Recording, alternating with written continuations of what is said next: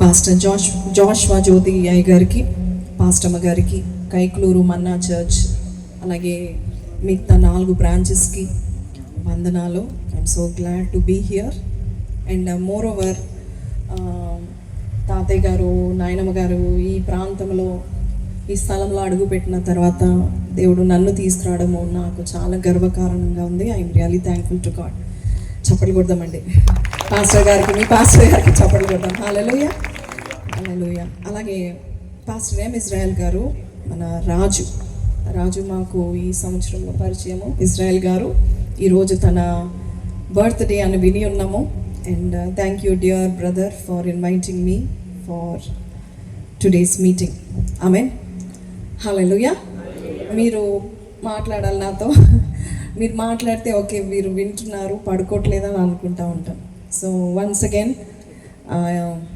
Eco ఎక్కువ ఉన్నట్టుంది కదా, ఇస్ ఇట్ ఓకే? మీకు ఓకే? Okay okay. సో వాక్యంలోనికి వెళ్ళిపోదాము. ఎంతమందికి నిద్ర వస్తుందో వారు సీరియస్గా ఇంటికి వెళ్ళిపోండి. లేదు కూర్చుండా, అసలు ఏంటి చిన్న ఆవిడ చిన్న పిల్లని పట్టుకొని తీసుకొచ్చారు అనుకుని. ఇందా కూడా పాస్టర్ గారు యవన సేవకురాలు ఉన్నారు. అవును, యవన సేవకురాలే. నాకు 2 బిడ్డలు ఉన్నారండి. పెద్ద పాప డిగ్రీ ఫస్ట్ ఇయర్, చిన్న పాప she's in 9th class. And నా ఏజ్ అడుగుతారా? సో అడగట్లేదా? అయితే చెప్పను పోండి. సో ఎనీవే, దేవుడు సో చర్చ్ మా సంఘము గచ్చిబౌలిలో గత 8 ఏళ్ళగా, గచ్చిబౌలి మహాపట్నంలో, హైదరాబాద్లో చాలా కాస్ట్లీ పట్టణం. అక్కడ దేవుడు మమ్మల్ని నియమించాడు, ఒక సంఘాన్ని నిర్మించాడు, మమ్మల్ని సేవకులుగా, సంఘ కాపర్లుగా దేవుడు నిలబెట్టి ఉన్నాడు.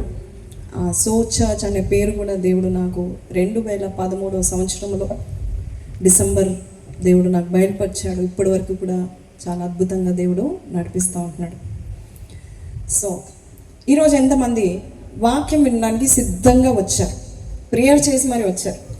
ప్రేయర్ ప్రార్థన చేసి వచ్చారా? దేవుడు మీతో మాట్లాడిన గాక. ఆమేన్, హల్లెలూయా.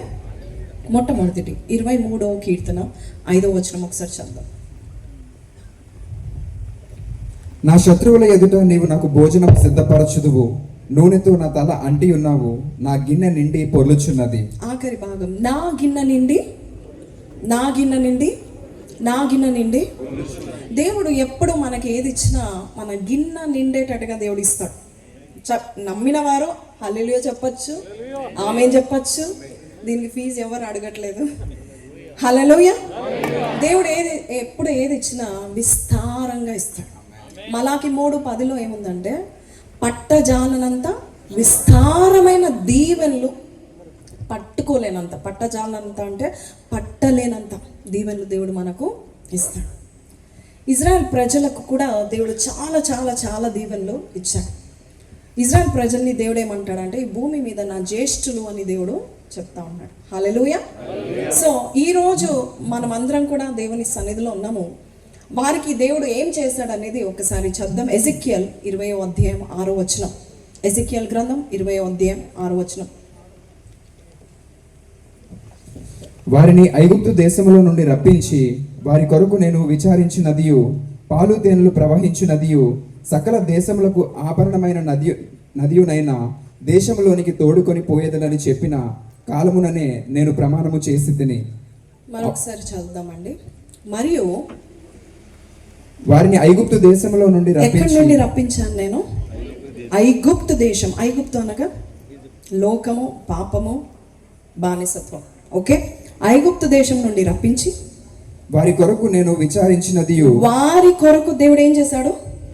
విచారించాడు. ఈరోజు ఎంతమంది కొరకు దేవుడు విచారిస్తున్నాడు? చేతులు చూపిస్తారా? నా కొరకు అన్నాడు. నా కొరకు దేవుడు విచారిస్తున్నాడు. హల్లెలూయా. దేవుడు విచారిస్తాడు, ఆలోచన చేస్తాడు, ప్లానింగ్ చేస్తాడు. నీ కుటుంబం కొరకు, నీ కొరకు, నీ ఫ్యామిలీ కొరకు, నీ లైఫ్ కొరకు, నీ ఫ్యూచర్ కొరకు. మధ్యలో ఇంగ్లీష్ వస్తే please help me. Okay, so దేవుడు ఇక్కడ ఒక మాట చెప్తున్నాడు. ఐగుప్తు దేశం నుండి వారిని రప్పించి వారి కొరకు నేను విచారించి పాలు తేనెలు ప్రవహించు దేశం. ఓకే, ఇప్పుడు చదవండి. సకల దేశములకు ఆభరణమైన దేశంలోనికి నేను వారిని నడిపించాను. ఇప్పుడు చెప్పండి, ఈ పాలు తేనెలు ప్రవహించే దేశం ఏం దేశం? అది సకల దేశములకు ఆభరణముగా ఉండే దేశం. ఆభరణం అంటే తెలుసా మీకు? Do you know what an ornament is? Yes, do you know? తెలుసా మీకు? అంటే అన్నిటికంటే శ్రేష్టమైన దేశం, అన్నిటికీ ఒక చక్కని దేశం. దీంట్లో ఈ దేశం అంటే చాలా విలువైనది, ఆభరణమైన దేశం. ఇప్పుడు చెప్పండి, దేవుడు మనకి తన ప్రజలకు శ్రేష్టమైనది ఇస్తాడా? మత్తయి 7:11 ప్రకారము మీరు చెడ్డవారి ఉండి మీ పిల్లలకు మంచి ఈవులు ఇస్తున్నప్పుడు మరి మీ పరలోకపు తండ్రి ఎంతో అంతకంటే మరి నిశ్చయముగా ఏమిస్తాడు? నీకు మంచి ఈవులను ఇస్తాడు. ఇప్పుడు చెప్పండి, ఎంతమందికి దేవుడు వారి యొక్క తండ్రిగా ఎన్నుకున్నారు? లేక మీరు ఎన్నుకోగలరు, దేవుడు ఎప్పుడో మిమ్మల్ని ఎన్నుకున్నాడు, కానీ మీరు అనుకుంటున్నారు నా దేవుడు నాకు తండ్రిగా ఉన్నాడు, నన్ను పోషించుకుంటాడు, నన్ను చూసుకుని. ఎంతమంది అనుకుంటారు? చేతులు చూపించారు. ఎందుకు చూపించమంటున్నారంటే మీరు పడుకుంటున్నారు లేదో. హల్లెలూయా. సో దేవుడు ఒక తండ్రి కంటే ఎక్కువగా మన కొరకు విచారిస్తాడు. నువ్వే వయసులో ఉన్నా ముదిమి వచ్చే వరకు కూడా దేవుడు ఏం చేస్తాడంట? నేను ఎత్తుకుంటాడంట, చంకన పెట్టుకొని తిరుగుతాడు. హల్లెలూయా. ఎవరిని ఎత్తుకోకపోయినా ఎవరు ఎత్తుకుంటారో? నీ పరలోకపు తండ్రి ఎత్తుకుంటాడు. నీ గురించి ఆలోచన చేసేవాడు. అయితే ఇజ్రాయెల్ ప్రజల్లో దేవుడు వారికి ఏమి ఇచ్చాడు చెప్పండి?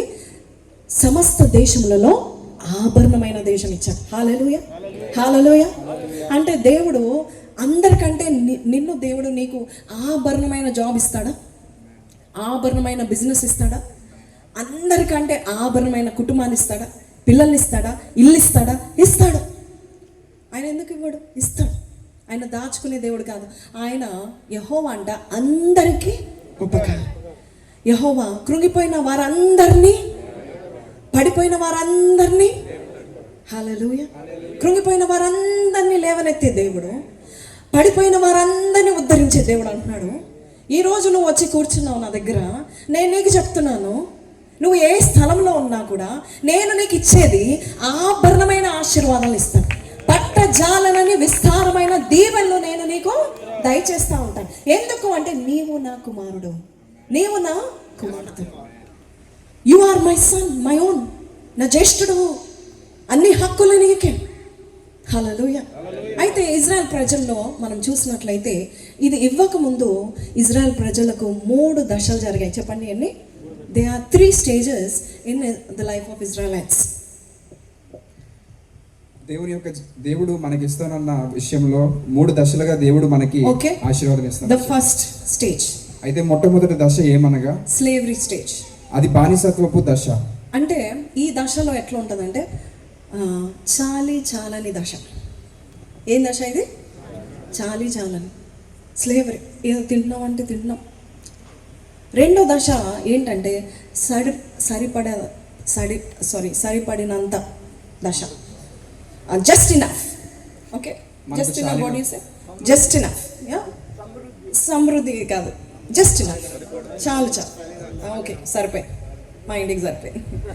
మూడోది సమృద్ధి దశ. ఇంకా చాలు ప్రభు అనే దశ. ఏం దశ? చాలు అనే దశ. ఇప్పుడు నేను ఈ 3 దశల గురించి మీకు చెప్తాను. ఇజ్రాయెల్ ప్రజల్లో ఈ 3 దశలు అనేది వారి జీవితంలో జరిగింది. నిర్గమకాండము 1వ అధ్యాయం 11వ వచనం నుంచి చదువుదాం. Exodus chapter 1:11-14. నిర్గమకాండము 1:11. ఇప్పుడు నేను మొదటి దశ గురించి చెప్తున్నాను. ఎంతమందికి శ్రద్ధగా వింటున్నారు? ఒక్కసారి చేయి చూపిస్తారా? హల్లెలూయా, థ్యాంక్ యూ సో మచ్. ఇప్పుడు ఈ మొదటి దశ ఏం చెప్పాను చెప్పండి? హల్లెలూయా చెప్పకండి. ఏం దశ చెప్పాను? Very good. అసలు మీరందరూ హైదరాబాద్కి వచ్చేసారు. చాలని దశ. ఈ దశలో ఏమైందంటే నిర్గమకాండం 1వ అధ్యాయం 11 నుంచి చదువుతాం. వారి మీద పెట్టిన భారములలో వారిని శ్రమ పెట్టుటకు వెట్టి పనులు చేయించు అధికారులను వారి మీద నియమింపగా వారు ఫరో కొరకు ధాన్యాదులను నిలువ చేయు పీతోము రామశేషను పట్టణములను కట్టిరి. అయినను ఐగుప్తీయులు వారిని శ్రమ పెట్టిన కొలది. ఈ దశలో ఫస్ట్ మనం ఏం చేస్తున్నామో, ఐగుప్తులు వారిని ఏం చేశారు? శ్రమ. చదువున్నాను. అయినను ఐగుప్తీయులు వారిని శ్రమ పెట్టిన కొలది వారు విస్తరించి ప్రబలిరి గనుక వారు ఇశ్రాయేలీయుల ఎడల అసహ్యపడిరి. ఇశ్రాయేలీయుల చేత లోకము, ఐగుప్తీయులు, ఐగుప్తు అనగా లోకము, ఫరో అనగా సాతాను, లోకం అనగా పాపము. ఓకే, సో లోకముకు మనము బానిసలుగా ఉంటాం. ఇంకోటి ఏంటంటే అసహ్యపడతారు వాళ్ళు మనల్ని చూసిరంగా. ఏంటి వీళ్ళు ఇలా ఉన్నారు, వీళ్ళు ఎందుకు ఇలా ప్రార్థన అంటారు, వీళ్ళు ఇలా ఉంటారండి, వేరుగా ఉంటారేంటి, మాతో పాటు సినిమాలకు రారండి, మాతో పాటు టీవీలు చూడరు, మాతో పాటు తిట్టుకోరు, మాతో పాటు కొట్లాడరు, మాతో పాటు మోసం చేయరు. ఓకే, సో ఈ లోకానికి అసహ్యంగా ఉంటాం. అయితే చూడండి 13వ వచనం, ఇశ్రాయేలుల చేత ఐగుప్తీయులు కఠినముగా సేవ చేయించుకొనిరి. ఈ మొదటి దశలో కఠినమైన పనులు, కఠినమైన సేవ, మనుషులందరికీ అసహ్యంగా మనం ఉంటాం. ఇజ్రాయెల్ ప్రజల్లో ఎలాగైతే ఈ 3 దశలు జరిగాయో, దేవుని యొక్క విశ్వాసులకు కూడా ప్రతి ఒక్కరి జీవితంలో ఈ 3 దశలు అనేది జరుగుతూ ఉంటాయి. ఫస్ట్ దశ అంటే కఠినమైన దశ, బానిసత్వం. ఈ దశలో ఏముంటుందంటే కఠినమైన సేవ చేయించుకుంటూ ఉంటాం, వెట్టి చాకిరీ చేస్తూ ఉంటాం, కష్టపడతాం. బానిసత్వం దశ. అయితే వారు ఇశ్రాయేలుల చేత చేయించుకొనిన ప్రతి పని ఎలా ఉందంట? కఠినముగా ఉందంట. చెప్పండి, ప్రతి పని ఎలాగుంది? మీ జీవితంలో ఈరోజు ప్రతి పని కఠినంగా ఉందా? మీరు ఏ దశలో ఉన్నారు? బానిస అనే దశలో ఉన్నారు. పాపానికి బానిస, శాపానికి బానిస. ఈ దశ కఠినంగా ఉంటుంది. ఎందుకంటే పాపానికి లోబడుతున్నారు, లోకానికి లోబడుతున్నారు, ఎవరో కంట్రోల్లో మీరు ఉంటున్నారు, వ్యసనం అనే కంట్రోల్లో మీరు ఉంటున్నారు, ఎడిక్షన్స్లో మీరు ఉంటున్నారు, భయంకరమైన శాపాల గుండా నువ్వు చేసావో లేక నీ తల్లిదండ్రులు నీ పితరులు చేశారో పాపాలు తెలియదు. కానీ ఈ దశ ఎలాంటిదంటే కఠినమైన చాకిరీ చేస్తూ ఉంటారు. మీరు ఎంత చేసినా ప్రమోషన్ రాదు, మీరు ఎంత కష్టపడినా కడుపు నిండా తిండి ఉండదు, మీరు ఎంత కష్టపడినా అప్పులు తీరవు, మీరు ఎంత కష్టపడినా కూడా మీకు మనశ్శాంతి ఉండదు, అనారోగ్య పాలవుతూ ఉంటారు, వీక్ అయిపోతూ ఉంటారు, బలహీనులుగా ఉంటారు, మనుషులందరూ మిమ్మల్ని అసహించుకునే రీతిలో ఉంటారు. విశ్వాసుల దశ ఇది. పాపం ఎక్కడ ఉంటుందో అక్కడ శాపం ఉంటుంది, పాపం ఎక్కడ ఉంటుందో అక్కడ సిగ్గు ఉంటుంది. ఖైదీలను చూడండి, ఇప్పుడు ఎవరైనా తప్పు చేసిన వారిని పట్టబడినప్పుడు వాళ్ళు ఏం చేసుకుంటారు? ముసుగేసుకుంటారు, మొహానికి వేసుకుంటారు లేదా ఇలా. మీడియా వచ్చి కవరేజ్ చేస్తున్నప్పుడు నిందితులు ఎలా ఉంటారు? మొత్తం ముసుగేసుకుంటారు ఇలా. పాపము సిగ్గు తెస్తుంది, ముఖము కూడా చూపించలేనంత సిగ్గు తెస్తుంది. మన వ్యసనాలు మనల్ని శాపంలో పడేస్తాం, మన అడిక్షన్స్, మన పాపాలు మనల్ని కఠినమైన పని చేపిస్తూ ఉంటుంది. మనుషులందరికీ అసహ్యంగా ఉంటాం. చదవండి 14వ వచనం, వారు ఇశ్రాయేలు చేత చేయించుకొనిన ప్రతి పనియు కఠినముగా ఉండెను. వారు జిగట మంటి పనిలోను ఇటుకల పనిలోను పొలములో చేయు ప్రతి పనిలోను కఠిన సేవ చేయించి వారి ప్రాణములను విసిగించిరి. కఠిన సేవలు చేయించి వారి ప్రాణములను విసిగించి. ఈ రోజు ఎవరైతే మాటలు వింటున్నారో మీ ప్రాణం విసిగిపోయిందేమో, ఈరోజు వీరు చేసిన పని మనం చేద్దాం. మీరు ఇంకా బానిసత్వంలో ఉంటే భయంకరమైన దశ ఇది. అసలు వీరందరూ ఎవరంటే యోసేపు లేక అబ్రహాము సంతానము, యోసేపు లేక ఇజ్రాయేలు ప్రజలు, వీరందరూ ఇజ్రాయేల్ యొక్క 12 గోత్రం నుండి పుట్టిన వీరందరూ 430 సంవత్సరాలు ఐగుప్తు దేశంలో ఉన్నారు, బానిసత్వంలో ఉన్నారు. చాలా కాలము ఏ దశలో ఉన్నారు? ఈ 3 దశల్లో. అంటే ఇజ్రాయేల్లో బానిసత్వపు దశలోనే ఎక్కువ కాలం ఉన్నారంట. మన జీవితాల్లో కూడా మనము ఈ దశలో ఉంటే వెంటనే మనం ఏం చేయాలంటే మొర్రపెట్టాలి, మనం విడిపించబడాలి. ఎందుకంటే అందరి చేత అసహించబడుతుంది, అందరూ మన చేత వెట్టి చాకరీ చేసుకుంటారు. ఈ లోకము ఎవరో కింద మనం ఉంటాం. దేవుడు మనల్ని ఎలా నియమించాడు చెప్పండి? 28 ద్వితీయోపదేశ కాండంలో, నేను నిన్ను తలగా నియమించాను, తోకగా నియమించలేదు. నువ్వు పోయినప్పుడు దీవించబడతావు, వెలుపలికి వచ్చినప్పుడు దీవించబడతావు. నువ్వు ఏమి చేసినా దీవించబడతావు. యెహోషువ 1:3లో దేవుడు ఏమన్నాడు? నువ్వు అడుగు పెట్టిన ప్రతి స్థలము నీదవుతుందని దేవుడు చెప్పాడు. ఇవన్నీ ఇన్ని వాగ్దానాలు ఉన్నాయి. ఆ దేశంలో వారు ఉన్నారు, కానీ ఆ దేశంలో వారు విగ్రహాలు ఉన్నాయి. ఆ దేశంలో విగ్రహాలు ఉన్నాయి. మన జీవితంలో ఆత్మీయ విగ్రహాలు చాలా ఉంటాయి. మన ఇంట్లో విగ్రహాలు లేకపోయినా ఇక్కడ ఉంటాయి విగ్రహాలు. ఏదైతే ఎక్కువగా ఆలోచిస్తున్నావు అదే నీ విగ్రహం. ఏదైతే ఇది ఉండకపోతే నా జీవితంలో నేనేమైపోతానో అంటున్నావో అదే నీ విగ్రహం, అదే నీ విగ్రహం. వీళ్ళందరూ ఈ విగ్రహాల దేశాల్లో ఉండి ఏమైపోయిందంటే వారు ఆ విగ్రహాలను మరి పూజించారో, వారి యొక్క లైఫ్ స్టైల్, వారి వైఖరి, వారి యొక్క జీవన శైలి వీరు పొందుకున్నారో తెలీదు, కానీ వీరు బానిసత్వంలో ఉన్నారు. అయితే వీరందరూ ఒక పని చేశారు.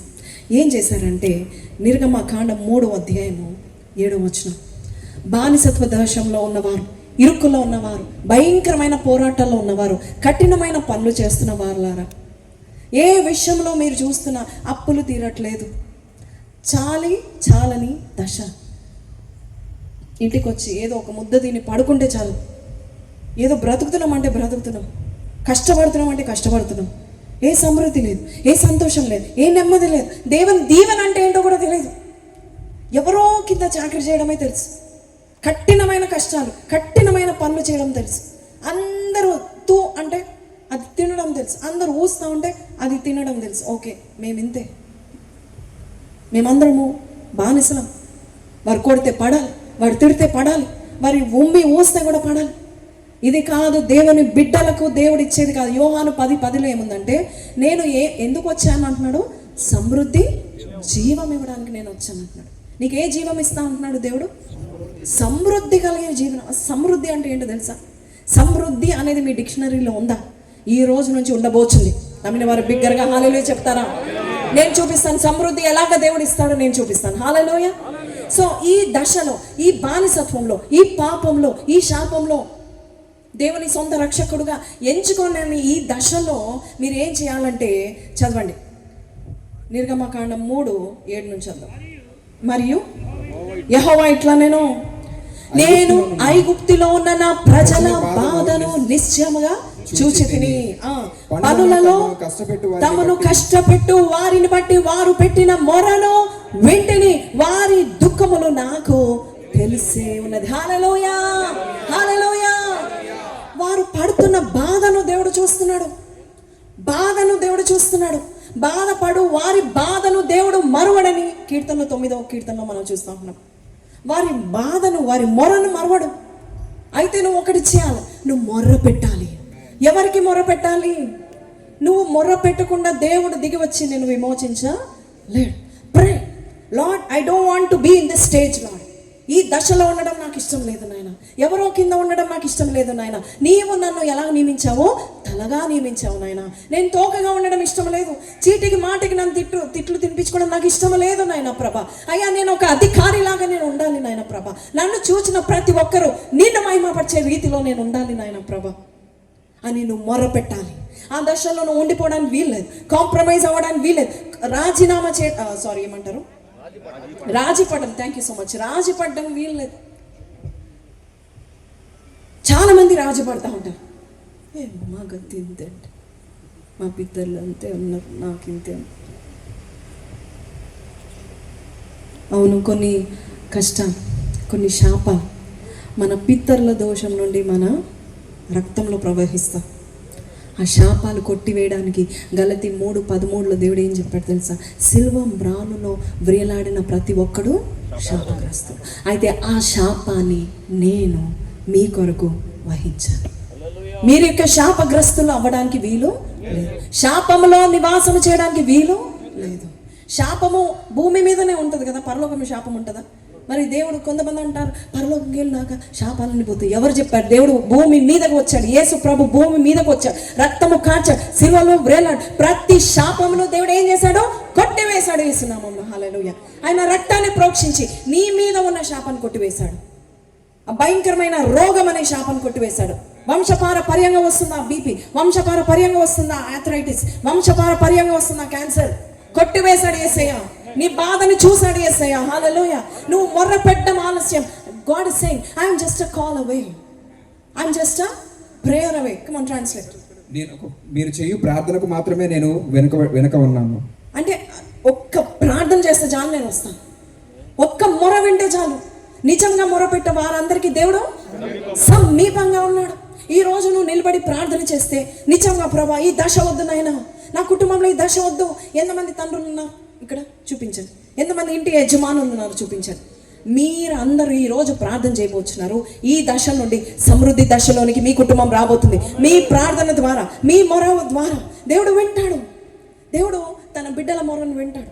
చూడండి, అందుకే అంటున్నాడు, మరియు యెహోవా ఇట్లా అన్నాడు, నేను ఐగుప్తులో ఉన్న నా ప్రజల బాధను ఎలాగ చూశాడంట, నిశ్చయంగా చూశాడంట. ఈ మాట నాకు బైబిల్లో ఎంత ఇష్టం అంటే, సో చర్చ్లో కూడా నేను మా సంఘంలో చెప్తా ఉంటాను, నిశ్చయముగా అనే మాట అన్నాడంటే తిరుగులేదు. ఎస్, తిరుగులేదు. నిశ్చయంగా నేను చూశాను, నిశ్చయంగా నేను గమనిస్తున్నాను. నువ్వు పడే బాధ నేను చూస్తున్నానని. ఎవ్వరు చూసినా చూడకపోయినా నీకు ఒక దిక్కు ఉన్నాడు. ఆయన పరలోకపు తండ్రి ఉన్నాడు. ఆయన చూస్తున్నాడు, నీ బాధను చూస్తున్నాడు. నువ్వు ఏ శాపంలో పడి ఉన్నావో, ఏ రక్తంలో కొట్టుమిట్లాడుతున్నావో దేవుడు చూస్తున్నాడు. విడిపించగల సమర్థుడు ఎవరు తెలుసా అండి? ఆ సేవియర్. హల్లెలూయా. ఆయన పేరు రక్షకుడు.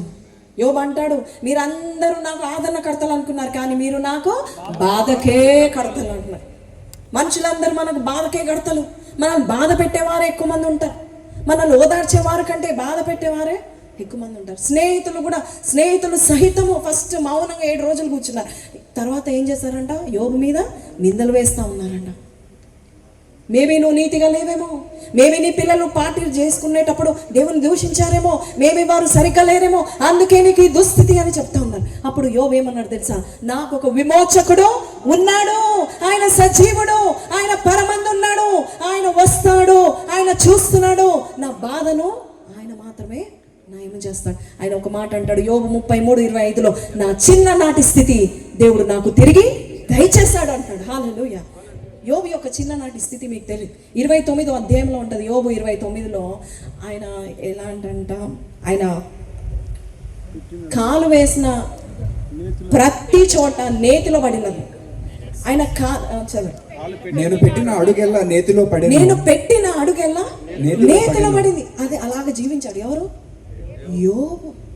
యోబు గ్రంథం 1వ అధ్యాయం 1వ వచనంలో దేవుడే సాక్ష్యం ఇస్తున్నాడు, ఇటువంటి వాడు లేడు. తూర్పు దేశపు వారిలో ఇటువంటి యథార్థవంతుడును న్యాయవంతుడునైన దేవుని యందు భయభక్తులు కలిగి చెడుతనము విసర్జించిన వాడు. అతనికి 7 కుమారులు 3 కుమార్తెలను కలిగిరి.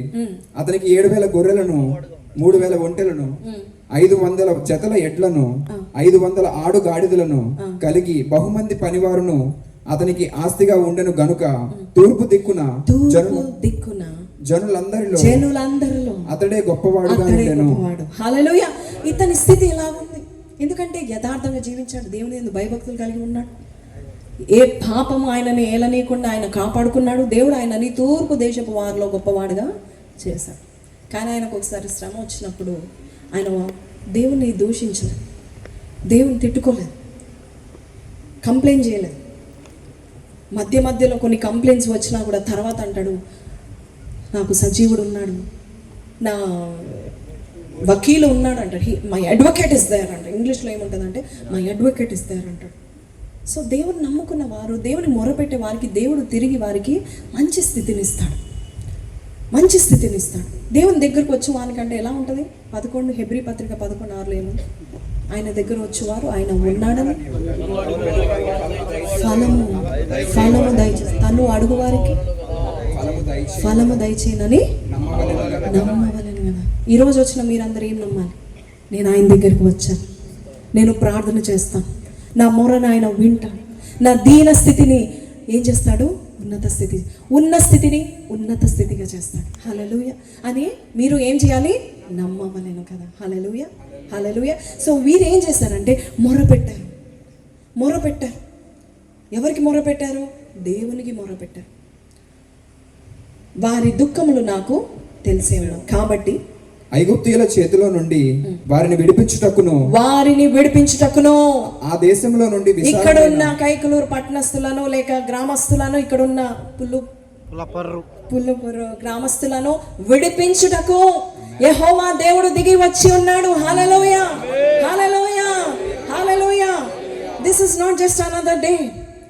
ఇది మరొక దినము కాదు, ఇదేదో క్యాలెండర్లో వచ్చిన దినము కానే కాదు. This is the day that the lord has made.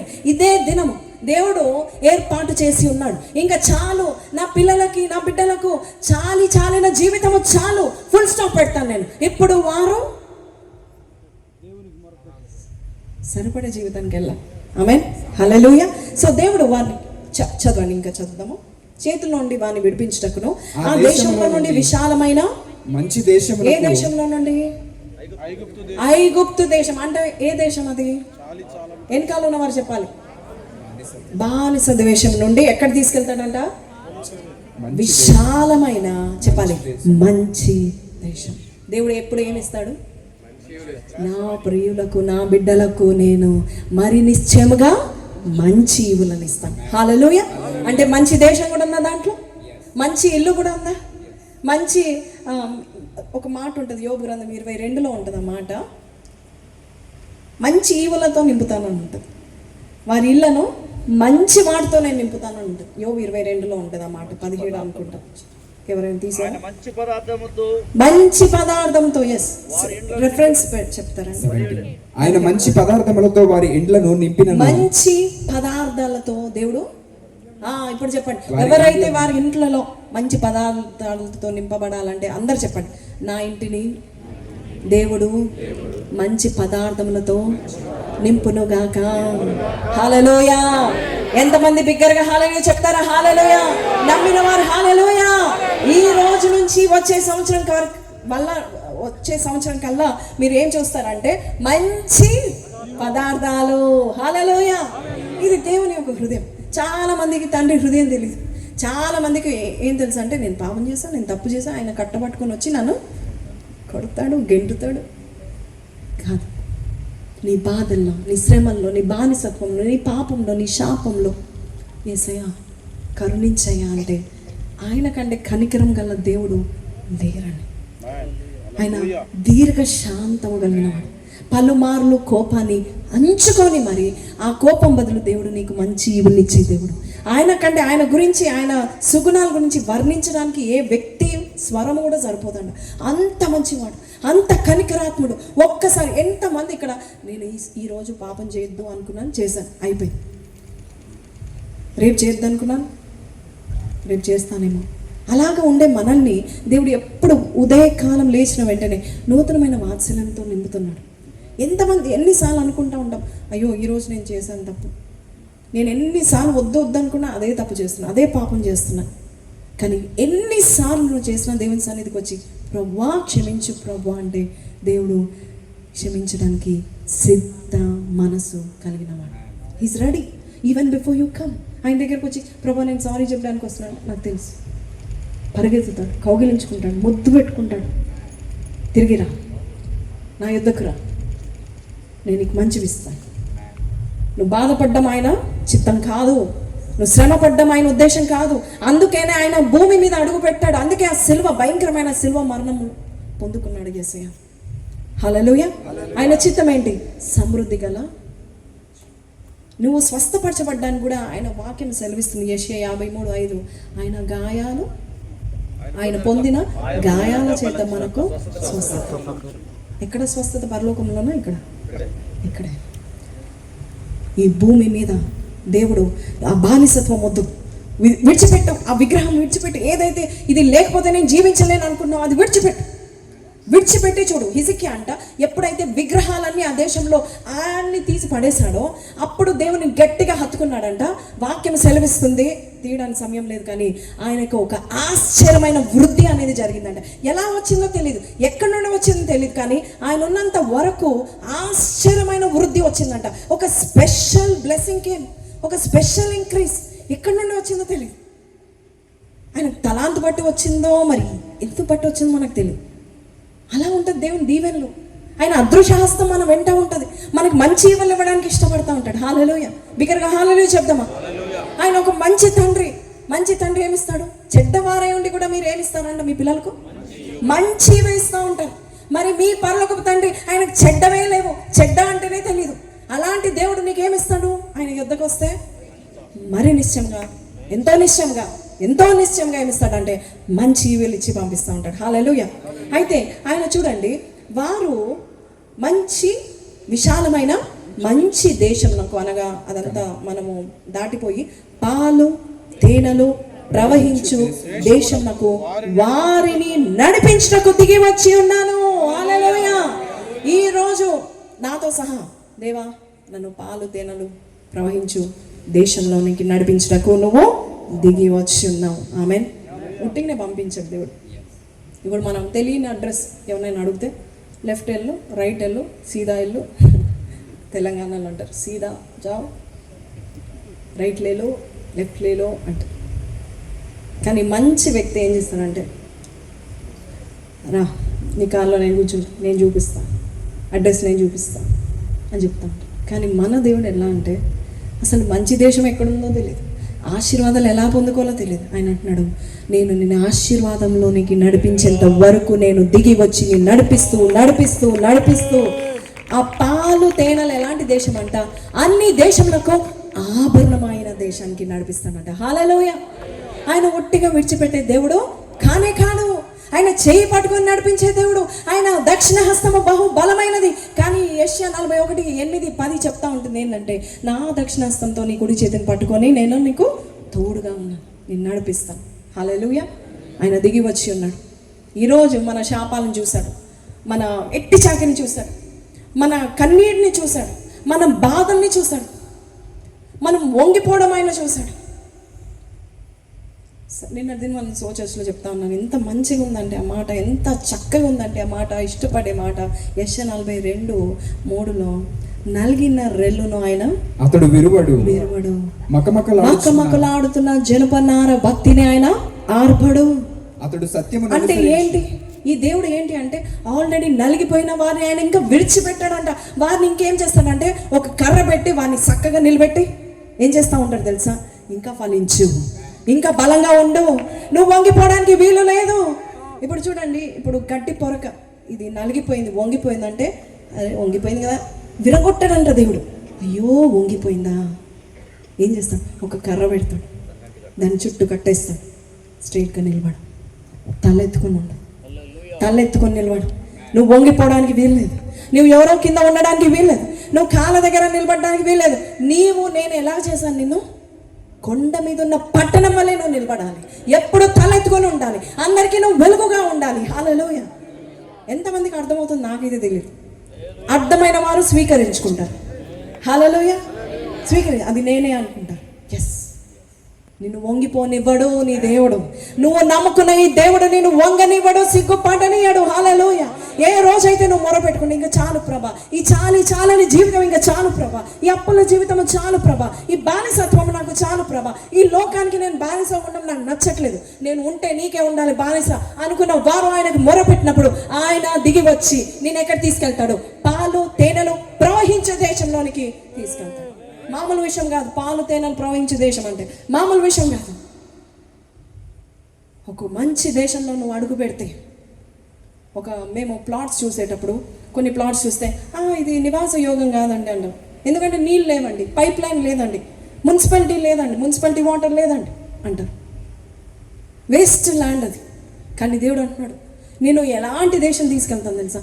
Already నీ కొరకు సిద్ధపడిన పదార్థాలు ఉన్నాయి.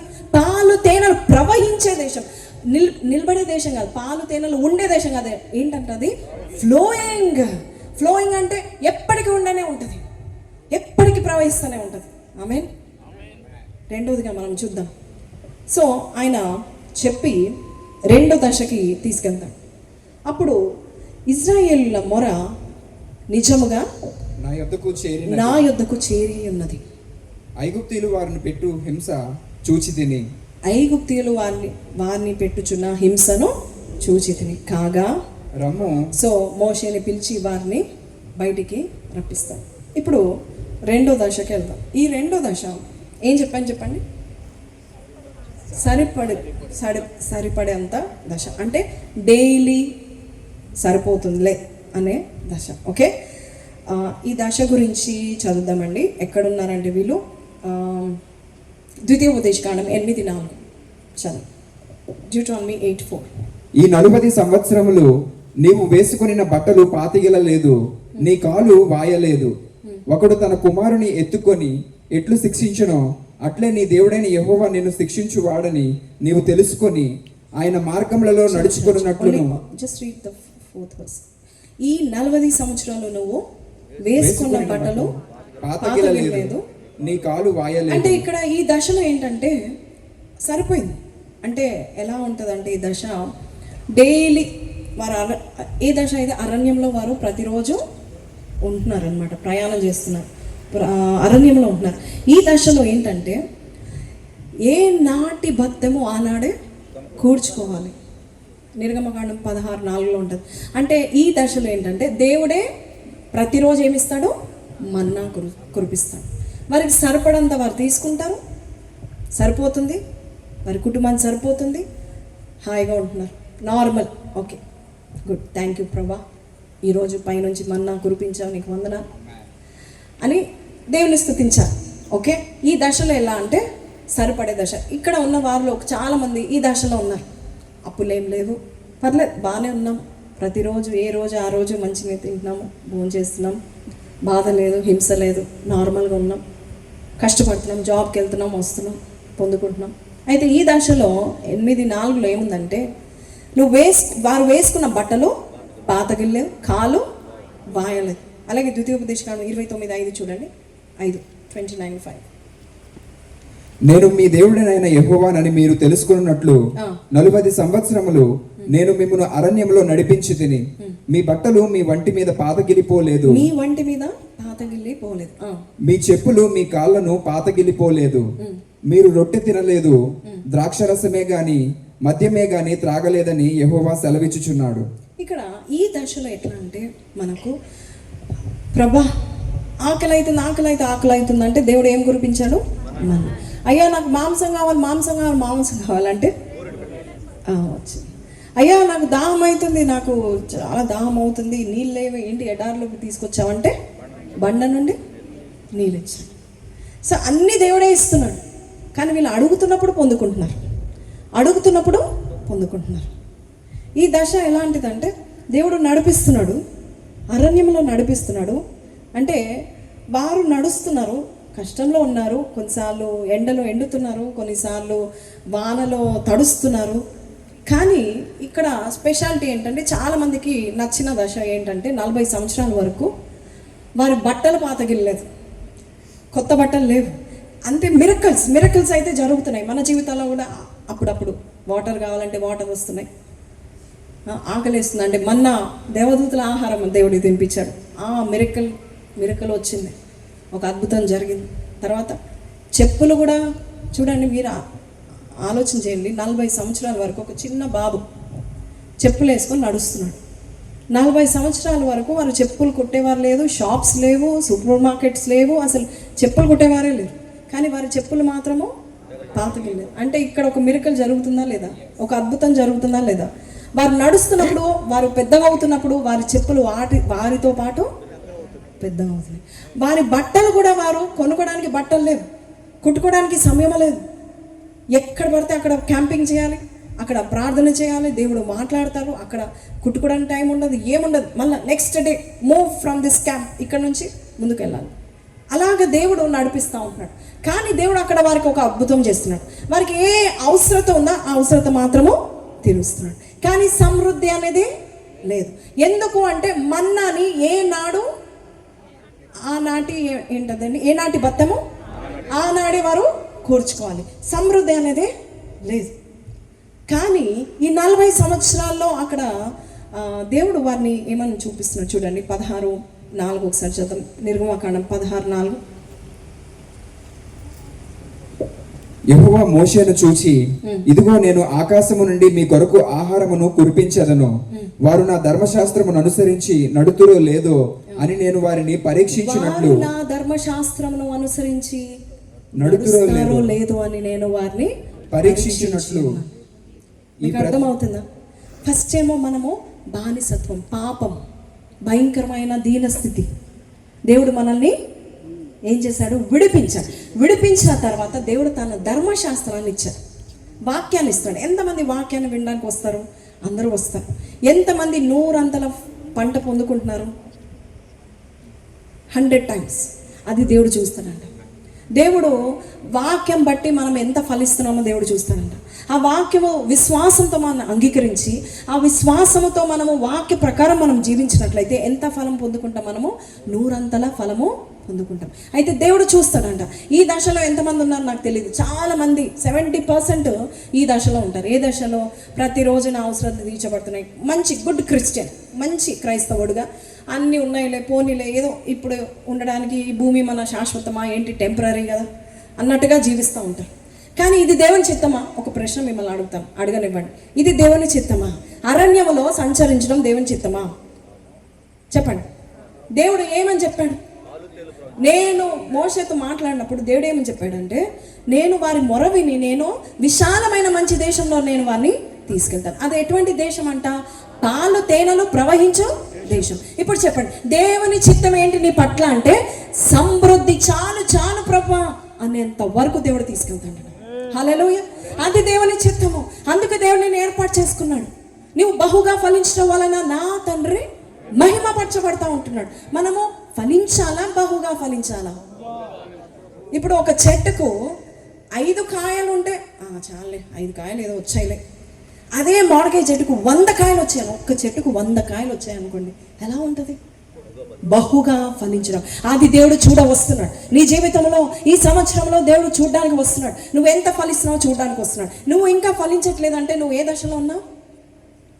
2వ దశలో ఉన్నావు, లేక 1వ దశలో ఉన్నావు. 1వ దశలో అసలు నువ్వు ఫలించడం కాదు కదా, నువ్వు గడవడమే కష్టం, రోజు గడవడమే కష్టం. 2వ దశ ఏంటి? గడుస్తున్నాయి రోజులు, ఏదో ఉంటున్నాంలే, తింటున్నాంలే, కష్టపడి ఫీజులు కడుతున్నాంలే, పిల్లలకి ఉద్యోగం కష్టపడి చేస్తున్నాంలే. మళ్ళీ నెల అయిపోయిన తర్వాత కొత్త నెల వచ్చే వరకే మళ్ళా జీతం మీద ఆధారపడాలి. మొదటి దశలో అప్పుల మీద అప్పులు, అప్పుల మీద అప్పులు. 2వ దశలో అప్పులు లేవు కానీ ఏదో ఉంది, కొంచెం తింటున్నాం, తృప్తి పొందుతున్నాం, అంత బుద్ధి తింటున్నాం, పడుకుంటున్నాం, అంతే. ఇది కూడా దేవుని చిత్తం కాదు. 40 సంవత్సరాలంట దేవుడు వారిని పరీక్షించాడంట, ధర్మశాస్త్రం ఇచ్చాడంట, దేవుడు వారితో మాట్లాడుతున్నాడంట. నీవు ఇంకా పాలు తేనెలు ప్రవహించు దేశంలో నువ్వు వెళ్ళాలంటే నా ధర్మశాస్త్రం వారు ఫాలో అవుతున్నారా? నేను చెప్తున్న వాక్యాన్ని వారు ఫాలో అవుతున్నారా? వారు తృప్తితో ఉంటున్నారా? వారు సన్నుకుంటున్నారా? ఒకరోజు రానే వచ్చింది, మోషేతో దేవుడు చెప్పాడు, అమ్మా మోషే, నా కుమారుడా, నా సేవకుడా, 12 వేగుల వారిని పంపించు, చూడు ఏంటది, పాలు తేనెలో ప్రవహించు దేశంలోనికి మీరు వెళ్ళి ఒకసారి చూడండి అన్నప్పుడు 12 వెళ్ళారు. ఎంతమంది తిరిగి వచ్చారు? 12 వచ్చారు. కానీ ఎంతమంది మంచి మాట చెప్తున్నారు? 2 మాత్రమే. ఎవరు వారి పేర్లు?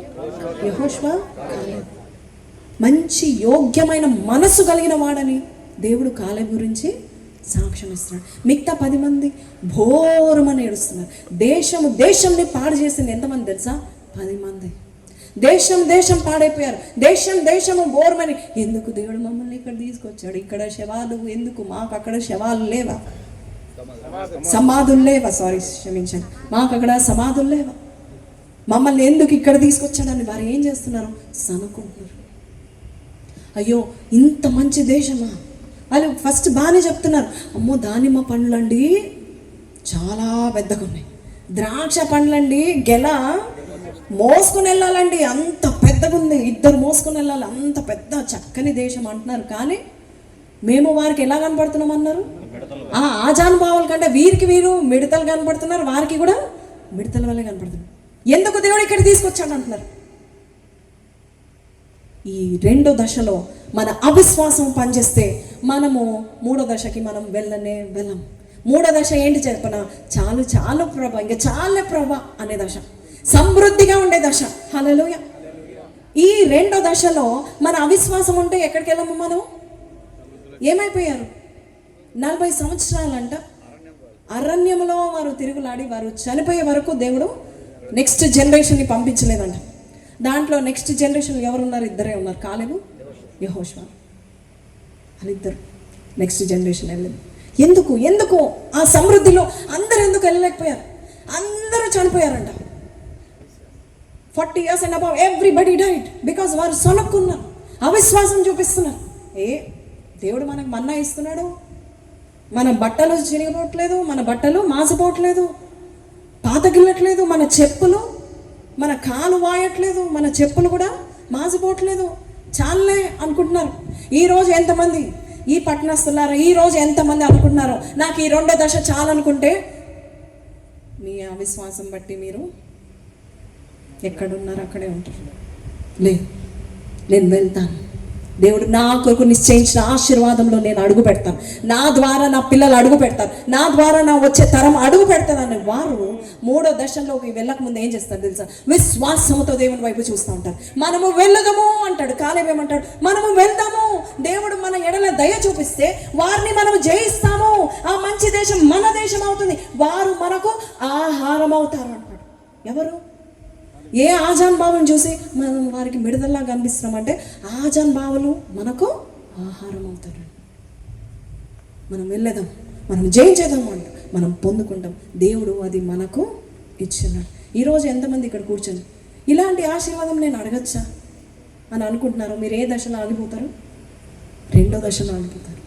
లేదు ప్రభా, నువ్వు సమృద్ధి జీవితాన్ని ఇవ్వడానికి నువ్వు వచ్చావు, నేను ఆగిపోవడానికి వీల్లేదు, నేను నా కుటుంబము నేను అడుగు పెడతాం, మా కుటుంబం ద్వారా ఇంకా అనేకులు కూడా సమృద్ధిలోనే ఉండాలి అనుకున్న వారికి దేవుడు ఎట్లాంటి వాగ్దానం ఇస్తున్నాడు చూడండి ఒకసారి. ద్వితీయోపదేశకాండం 6:3, ద్వితీయోపదేశకాండం 6:3, డ్యూటరానమీ 6:3. కాబట్టి ఇశ్రాయేలు, నీ పితరుల దేవుడైన యెహోవా నీతో చెప్పిన ప్రకారము పాలు తేనెలు ప్రవహించు దేశములో మేలు కలిగి బహుగా అభివృద్ధి పొందినట్లు. ఏంటంటండి? పాలు తేనెలు ప్రవహించు దేశంలో ఇంకొకటి చెప్తున్నాడు, మేలు కలిగి బహుగా అభివృద్ధి. ఇది యేసయ్య చెప్పిన మాట లాగా ఉంది కదా, మీరు బహుగా ఫలించడం వలన, మీరు బహుగా అభివృద్ధి నొందునట్లు నీవు వాటిని విని అనుసరించి నడుచుకొనవలెను. హల్లెలూయా, హల్లెలూయా. ఈ రోజు దేవుని యొక్క వాక్యము ఎంతమంది వింటున్నారో వినట్లేదు నాకైతే తెలియదు, ఎంతమంది వింటున్నా హృదయంలోకి వెళ్తుందో నాకైతే తెలియదు. మీ జీవితంలో మరొకసారి చెప్తున్నాను, 3 దశలు ఉన్నాయి. ఆ 3 దశల్లో క్రైస్తవ ప్రతి ఒక్కరి జీవితంలో 3 దశలు ఉంటాయి. ఒకటి పాపపు బానిసత్వపు దశ, దాని నుండి చాలా మంది బయటపడ్డారని నేను అనుకుంటున్నాను. ఎంతమంది చెప్పగలుగుతారు ఈ రోజు మీ పేర్లు పరలోక రాజ్యంలో ఉన్నాయని చెప్పగలుగుతారు? ఏంటండి మీరు పరలోకానికి వెళ్ళారా? ఇక్కడ సాతాను ఒకవేళ అక్కడ దూరం నుంచి చూస్తూ ఉన్నాడు, ఇప్పుడు వెళ్ళరా అనగానే దగ్గరకు వస్తాడు మీ దగ్గర, జాగ్రత్త, వెళ్తానని చెప్పాను. అదే విశ్వాసం అంటే. ఈరోజు ఈ వాక్యం వింటున్నామంటే ఇట్స్ నాట్ అ జోక్. దేవుడు టైం వేస్ట్ చేయట్లేదు నీతో, దేవాది దేవుడు నీతో నాతో టైం వేస్ట్ చేయట్లేదు. ఆయన చెప్తున్నాడు, ఏమని చెప్తున్నాడు అంటే, నువ్వు ఈ మాటలు వింటున్నావు అంటే నువ్వు బానిసత్వం నుండి నువ్వు ఉన్నట్లయితే మొరపెట్టు, నేను విడిపిస్తాను. 2వ దశకు వస్తావు. 2వ దశలో నువ్వు ఏం చేయాలి? నేను అన్ని ఇస్తాను, నీకు కావాల్సిన అవసరతలు అన్నీ నేను చూసుకుంటాను. కానీ 2వ దశలో ఉండడానికి నా చిత్తం కాదు. నువ్వు సమృద్ధిలోనికి వెళ్ళాలి, నువ్వు వెళ్ళిన ప్రతి చోటల్లా దీవించబడాలి, నువ్వు వెళ్ళిన దేశం మంచి దేశంలో నువ్వు అడుగు పెట్టాలి. ఎక్కడ అడుగు పెట్టాలి? మంచి దేశం. ఆ మంచి దేశంలో నువ్వు అడుగు పెట్టడానికి ఎన్ని దేశాలను దేవుడు జరిపేశాడండి? 7 దేశాలను జరిపేశాడు. 6-7 దేశాలను దేవుడు ఏం చేశాడు? జరిపేశాడు. ఈరోజు నీవు మంచి దేశంలో అడుగు పెట్టడానికి, మంచి ఆశీర్వాదంలో అడుగు పెట్టడానికి ఎంతమందినైనా దేవుడు జరుపుతాడు. కానీ నీకేముండాలి? విశ్వాసం ఉండాలి. ఆ ధర్మశాస్త్రం నేను పాటిస్తాను, ఆ దేవునిలో నేను ఉంటాను, నా దేవుడు నా పట్ల మంచి ఉద్దేశాలు కలిగి ఉన్నాడు. ఉన్నాయా? హానికరమైనవా? సమాధానకరమైనవా? మంచి భవిష్యత్తు ఇచ్చే ఉద్దేశాలు ఉన్నాయా దేవునికి? ఇన్ ఇంగ్లీష్ ఇట్ సేస్ జెర్మయా 29:11 ఏమని చెప్తుందంటే, I will give you a hope and a future. నేను ఉద్దేశించిన సంగతులు నేను ఎరుగుదును, రాబో కాలమందు చెప్పండి, అందరూ చెప్పండి, రాబో కాలం అంటే రేపటి నుంచే చెప్పండి, రేపటి నుంచే అని చెప్పండి. హల్లెలూయా. ఈ రోజు 12 తర్వాత రేపు కదా, సో ఈ రోజు 12 తర్వాత అని చెప్పండి. రాబో కాలంలో ఎలాంటి ఉద్దేశం? చదువు. రాబో కాలమందు మీకు నిరీక్షణ కలుగునట్లుగా అవి సమాధానకరమైన ఉద్దేశములే కానీ హానికరమైనవి కావు, ఇదే యెహోవా వాక్కు. ఎవరో చదవారంట, అవి సమాధికరమైన ఉద్దేశంలే కానీ. దేవుడు ఎప్పుడైనా మనల్ని సమాధిలోనికి తీసుకెళ్ళడానికి ఇష్టపడేవాడు కాదు. నేను నీతో చెప్పినది చేయనంత వరకు నేను నిన్ను విడువను అనేది చెప్పే దేవుడు. నీవు ఇంకా పరిపూర్ణ ఆశీర్వాదం చూడట్లేదంటే ఇంకా నీ ఆయుష్ పెంచుతూనే ఉంటాడు, కానీ అది తప్పకుండా ఇస్తాడు నీకు. నీతో దేవుడు ఏదైతే చెప్పాడో వాగ్దానం చేసిన వాడు నమ్మదగిన వాడు. హల్లెలూయా. ఆయన వాగ్దానం చేసి నువ్వైనా మర్చిపోతావు, ఆయన మర్చిపోడు. ఆదికాండం 15వ అధ్యాయంలో అబ్రహాంతో మాట్లాడతాడు, నీ గర్భం నుండి బిడ్డనిస్తానంటాడు. 16వ అధ్యాయంలో సారా అంటది లేదు, ఎందుకంటే దేవుడు మాట్లాడింది విన్నదో లేదో తెలీదు 15వ అధ్యాయంలో. 16వ అధ్యాయంలో సారా ఏమంటారు తెలుసా? ఆగరు, నా దాసిని తీసుకో, నా దాసి ద్వారా కుమారుని అన్నట్టు. 17వ అధ్యాయం కల్లా 16వ అధ్యాయం లాస్ట్ వచనంలో ఇష్మాయిల్ పుడతాడు, కంటాడు. కానీ దేవుడు వదిలిపెట్టాడా? కరెక్ట్గా 17వ అధ్యాయం ఆదికాండం 1వ వచనంలో దేవుడు అబ్రహాముతో మాట్లాడడానికి వచ్చాడు. 13 సంవత్సరాల తర్వాత. ఎన్ని సంవత్సరాలు? 13 సంవత్సరాలు. ఆదికాండం 16 ఆఖరి వచనంలో ఆయన ఎంత వయసు ఉన్నాడు ఇష్మాయిల్ పుట్టినప్పుడు? 86 ఏళ్ళు. 17వ అధ్యాయం 1వ వచనంలో ఎంత వయసు ఉన్నాడు అబ్రహాము? 99. అంటే 13 సంవత్సరాలు వెయిట్ చేశాడు. నా దగ్గరకు వస్తాడా, నేను శ్రేష్టమైన బహుమానం ఇవ్వాలనుకున్నాను కదా, తన గర్భం నుండి శ్రేష్టమైన ఇస్సాక్ని ఇవ్వాలనుకున్నాను కదా. ఇస్సాక్ అంటే పేరుకి అర్థం ఏంటండి? నవ్వు. నవ్వు నవ్వు ఇవ్వాలనుకున్నాను కదా, ఎందుకు దుఃఖాన్ని తెచ్చుకొని పెట్టుకున్నాడు? అయినా దేవుడు మర్చిపోలేదు. అబ్రహాము తప్పు చేసినా, సారా తప్పు చేసినా, తొందరపడినా దేవుడు మర్చిపోయేది. ఈ దేవుడు మీకు తెలుసా? ఈ పరలోక తండ్రి నీకున్నాడా? నువ్వు ఎన్నిసార్లు తప్పుడు అడుగులు వేసినా ఆయన నువ్వు మొర్రపెట్టిన వెంటనే తిరిగి ఆయన వస్తాడు. కొన్నిసార్లు ఆయన నీతో వాగ్దానం చేస్తే ఆ వాగ్దానము నెరవేర్చేంత వరకు నీ వెంటే ఉంటాడు. అబ్రహాం వెంటే ఉన్నాడు. 17వ అధ్యాయంలో దేవుడు అంటాడు, నిత్యం నువ్వు నా సన్నిధిలో నడుచుచు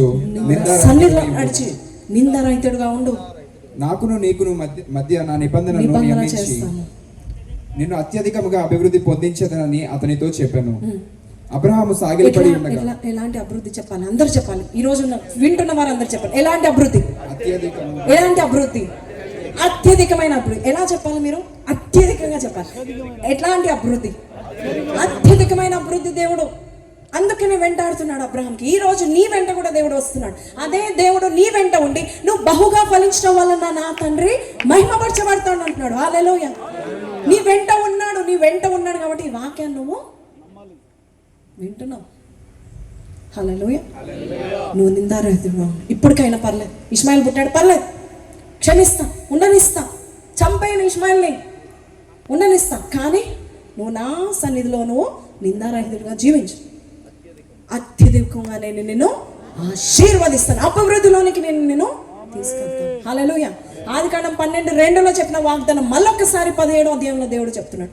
మళ్ళొక్కసారి గుర్తు చేస్తున్నాడు. ఎవరు గుర్తు చేస్తున్నారు వాగ్దానము? అబ్రహాము కాదు, దేవుడు తానే తన వాగ్దానాన్ని గుర్తు చేస్తున్నాడు. హల్లెలూయా, హల్లెలూయా. ఈరోజు నేను ఎయిర్పోర్ట్లో నేను చెక్ ఇన్ అయ్యేటప్పుడు పొద్దున ఒక వాక్యం వచ్చింది నాకు. 116వ కీర్తన వచ్చింది. తన భక్తుల మరణము తన భక్తుల మరణం యెహోవా ప్రియము. ఏంటి ప్రభా వాక్యం ఇలా ఇచ్చాయండి ప్రభా. ప్రయాణమై అసలే మనం చాలా చాలా చూస్తాం. టేక్ ఆఫ్ అయిందంట, పేలిందంట. చాలా బాధపడి సరేలే పోనీ, మీటింగ్కే కదా వెళ్ళేది, పోదాం, దేవుని చిత్తం ఇంకా అనుకున్నాం. ఇలాగ చెక్ ఇన్ చేసేటప్పుడు అంటే 116 కీర్తన మొత్తం వచ్చింది, కానీ నేను ఎక్కడ ఆగిపోయాను? ఎక్కడ ఆగిపోవాలో అక్కడ ఆగిపోతాను. నెగిటివ్ ఎక్కడ ఉంటుంది అక్కడ ఇండియన్స్ ఉంటారంట, అక్కడ ఆగిపోయాను. కానీ ఈరోజు అద్భుతం ఏంటంటే చెక్ ఇన్ చేసేటప్పుడు నా బ్యాగ్ ఇచ్చి నేను ఆ కౌంటర్ నుంచి తీసుకుంటున్నా, అదంతా స్కానింగ్ చేసి ఆ బ్యాగ్ తీసుకుంటున్నా. దాంట్లో నేను ఇలా బ్యాగ్ తీసుకుంటున్నా, పక్కనే పడిపోయి ఉంది ఒక వాగ్దానం, పడిపోయింది ఒక వాగ్దానం, ప్రామిస్ కార్డ్ పడింది. అదేంటి ఇక్కడ ఎవరు వదిలేశారు అనేసి జస్ట్ ఇలా తిప్పి వాగ్దానం కార్డ్ ఉందని చదివితే 91వ కీర్తన 4వ వచనం. 91వ కీర్తన 4వ వచనం. ఆయన తన రెక్కలతో నిన్ను కప్పును, ఆయన తన రెక్కలతో నిన్ను కప్పును. ఆయన రెక్కల క్రింద నీకు, ఆయన రెక్కల క్రింద నీకు ఈ మాట వచ్చాగానే అబ్బా ఏమన్నా దేవుడు అప్పుడు కొంచెం మనసులో అయ్యో ఈ దేవుడు ఏం చేస్తాడు నన్ను అంటే నేనేం చేస్తాను, నిన్ను కప్పుతాను, నువ్వు నా కింద ఆశ్రయంగా నువ్వు ఉంటావు. ఒక కోడి తన రెక్కల్ని చాపి చంటి ఏంటది కోడి పిల్లల్ని ఎలాగైతే పిలిచి కప్పుతుందో అంతకంటే ఎక్కువ కాపాడే దేవుడు అని చెప్పాడు. పైకి ఎగురుతున్నాం, ఫ్లైట్లో వెళ్తున్నాం. నా పక్కన ఒక ముస్లిం అంకుల్ ఉన్నాడు, అటు పక్కన ఇంకొక బ్రదర్ ఉన్నారు. ఫ్లైట్ ఎక్కగానే ఆ బ్రదర్ ఇలాగే కూర్చొని, ఆయనకి ఆస్మా ప్రాబ్లం ఉందేమో, ఇన్హేలర్ పడుకొని ఇలా ఇలా ఇలా ఇలా అది ఏమంటారండి ఇన్హేలరే అంటారు కదా, అది కొడతా ఉన్నాడు. పైకి వెళ్తున్నాం. నేనైనా కొద్దిసేపు ఆ వాగ్దానం వచ్చినాక వాక్యం పెట్టుకొని కొద్దిసేపు కళ్ళు మూసుకుందాము అనేసి పడుకుందాం అనుకుంటే మధ్యలో టర్బులెన్స్ వచ్చింది. What is a turbulence? విమానంలో ఈ క్లౌడ్స్ ఎక్కువ ఉన్నాయి, వర్షాకాలం కదా, ఈ యొక్క మేఘాల వల్ల కొంచెము అటు ఇటు ఇటు ఇటు అయింది. విమానంలో ప్రతి ఒక్కరు భయపడడం మొదలుపెట్టారు. నా పక్కన ఉన్న ముసలి అంకుల్ అయితే ఫోన్ తీసుకున్నాడు, ఏం జరగబోతుంది అన్నీ షూట్ చేస్తున్నాడు, అందరినీ చూస్తున్నాడు. మళ్ళా ఒక చేత్తో ముందున్న సీటు పట్టుకున్నాడు. ఇంకొక ఆయన పక్కన మళ్ళా తీసి అడిగేంటది ఇన్హేలర్ తీసి మళ్ళా కొట్టుకుంటున్నాడు. పక్కన ఎవరున్నారు? నేను. నాకేముంది 91 వాగ్దానం ఉంది. ఏమనుంది? రెక్కలతో దేవుడు నన్ను కప్పాడు, నేను భయపడా. మళ్ళా కళ్ళు మూసుకొని మళ్ళీ పడుకున్నా. ఇదండి దేవుని నమ్ముకున్న వారు ఎంతటి తుఫాన్లో ఎంతటి శ్రమల్లో కూడా ఆయన వాగ్దానం ఆయన చేస్తాడు. ఆయన చెప్పాడు పాలు తేనెలు ప్రవహించు దేశంలో, మామూలు దేశం కాదు, విశాలమైన మంచి దేశం. ఇప్పుడు దేశం అని మనం అనుకుంటాం కానీ ఆత్మీయంగా అది మన వాగ్దానం ఎలాంటిదంటే ఆశీర్వాదం, విశాలమైన మంచి ఆశీర్వాదంలో నువ్వు ప్రవేశిస్తావు. ఆమేన్, హల్లెలూయా. సేఫ్గా ల్యాండ్ అయ్యా. ఇంటికి కార్లో డ్రైవ్ చేస్తుంటే మా వారు ఫోన్ చేశారు, పాస్టర్ గారు ఫోన్ చేస్తే ఇదంతా చెప్తుంటే ఓ వావ్ నువ్వు ఎక్కడికి వెళ్ళినా దేవుడు అలాగా నీకు అలాగా అక్కడక్కడ. కొన్నిసార్లు నేను ఎలాంటి పిచ్చి నమ్మకం అంటే గుడ్డి నమ్మకం దేవుని మీద ఎట్లా అంటే, ఏదైనా ఇప్పుడు పక్షి ఈకలు కింద పడ్డాయి అనుకోండి, అలా ఈక తీసి ఇదేంటి తెలుసా సైన్, దీని గుర్తు ఏంటి తెలుసా, ఏంజల్స్ ఆర్ అరౌండ్, దేవదూతలు మన చుట్టూ ఉన్నారు, ఇది మన సైన్ అని చెప్తూ ఉంటారు. అందుకనే దేవుడు ఏం చేస్తూ ఉంటాడు, ఇది ఎక్కడికి పోయినా ఏం చేస్తూ ఉంటుంది, నాది ఏమంటారు చిహ్నాలు వెతుకుతూ ఉంటుంది, సైన్స్ వెతుకుతూ ఉంటుంది, సూచనలు వెతుకుతూ ఉంటుంది. కాబట్టి నేను చూపిస్తాను. ఎంత ఆశ్చర్యం అండి. ఈరోజు దేవుడు ఇక్కడ కూర్చున్నాడు, నువ్వు కూర్చున్నావు వింటున్నావు అంటేనే ఒక పెద్ద సైన్. ఏంటా సైన్? నీవు రేపు మహా అభివృద్ధిలోనికి అడుగు పెట్టబోచున్నావు. హల్లెలూయా. నీ ఇంటి వారు, కుటుంబీకులు, నీ కమ్యూనిటీ వారు, నీ వీధిలో ఉన్నవారు, నీ బంధువులు, నీ స్నేహితులకి లేని ఆభరణమైన దీవెన దేవుడు నీకు ఈయనై ఉన్నాడు. హల్లెలూయా. ఆయన బిడ్డగా దేవుడిని ఎంచుకుని ఉన్నాడు. హల్లెలూయా, హల్లెలూయా. అందుకని ఆయన చెప్తా ఉంటున్నాడు. ఎన్నో రెఫరెన్సెస్ తీశాను కానీ ఒక్క మాట మనం చదువుదాం. ద్వితీయోపదేశకాండము 26వ అధ్యాయము 7 నుంచి చద్దామండి. మనము మన పితరుల దేవుడు 6 నుంచి చద్దామండి. ఐగుప్తీయులు మనలను హింస పెట్టి మనలను బాధపరిచి మన మీద కఠిన దాస్యము మోపగా మనము మన పితరుల దేవుడని యెహోవాకు మొరపెట్టినప్పుడు ఏం చేశారు వాళ్ళు? సో భయంకరమైన హింసలు మనం ఏం చేయాలి? డాక్టర్ దగ్గర పరిగెత్తాలి, కోర్టు కేసులు, పోలీసు పరిగెత్తాలా? క్రైస్తవులైన వారు ఫస్ట్ మొదట ఎవరి దగ్గరికి వెళ్ళాలి? ఒక తండ్రి ఉన్నాడు మనకు, ఒక పెద్ద దిక్కు ఉన్నాడు, ఆయన దగ్గరికి వెళ్ళాలి. మొరపెట్టారు. చదువున్నాను. ఐగుప్తీయులు మనలను హింస పెట్టి మనలను బాధపరిచి మన మీద కఠిన దాస్యం మోపగా మనం మన పితరుల దేవుడని యెహోవాకు మొరపెట్టినప్పుడు యెహోవా మన మొరను విని మన బాధను ప్రయాసమును మనకు కలిగిన హింసను చూచెను. అప్పుడు యెహోవా బాహుబలము వలనను చాపిన చేతి వలనను మహా భయము వలనను సూచక్రియల వలనను మహాత్కార్యం వలనను ఐగుప్తులో నుండి మనలను రప్పించి. హల్లెలూయా. ఎలాంటి కార్యాలు చేశాడు మనల్ని రప్పించడం? చదువుదాం మళ్ళొకసారి. బలము వలన చెప్దాం అందరము. బాహుబలం ఈ రోజు నిన్ను శాపం నుండి బయటికి రప్పించిన దేవుడు ఏం వాడుతున్నాడు? బాహుబలము, చాపిన చేతి, మహాభయమును పుట్టించబోతున్నాడు. సూచక్రియలు, మహాకార్యముల వలన ఐగుప్తులో నుండి మనలను రప్పించి ఈ స్థలమునకు మనలను చేర్చి పాలు తేనెలు ప్రవహించు దేశమై ఉన్న ఈ దేశం మనకిచ్చెను. హల్లెలూయా. ఉండడానికి కాదు, పూర్తిగా ఇచ్చేసాడు, స్వాస్థ్యంగా ఇచ్చేసాడు. హల్లెలూయా. ఇప్పుడు మీకు అర్థమైందా మీ దేవుని యొక్క మనసు? ఐగుప్తు దేశం నుండి బాహుబలముతో చాపిన చేతితో మహాకార్యములతో దేవుడు నేను రప్పించడం మాత్రమే కాదు, ఇప్పుడు ఏం చేస్తున్నాడు? నీకు పాలు తేనెలు ప్రవహించు మంచి దేశం ఇచ్చి నీకు అప్పగిస్తున్నాడు. ఆ బ్లెస్సింగ్ నీదే, నోబడీ క్యాన్ టేక్ ఇట్. హల్లెలూయా, హల్లెలూయా. అయితే ఈ రెండో దశలో ఉన్నవారు హెబ్రీ పత్రిక 3వ అధ్యాయము 19వ వచనం ముగిస్తానండి. హీబ్రూస్ 3:19 ఒకసారి చదువు.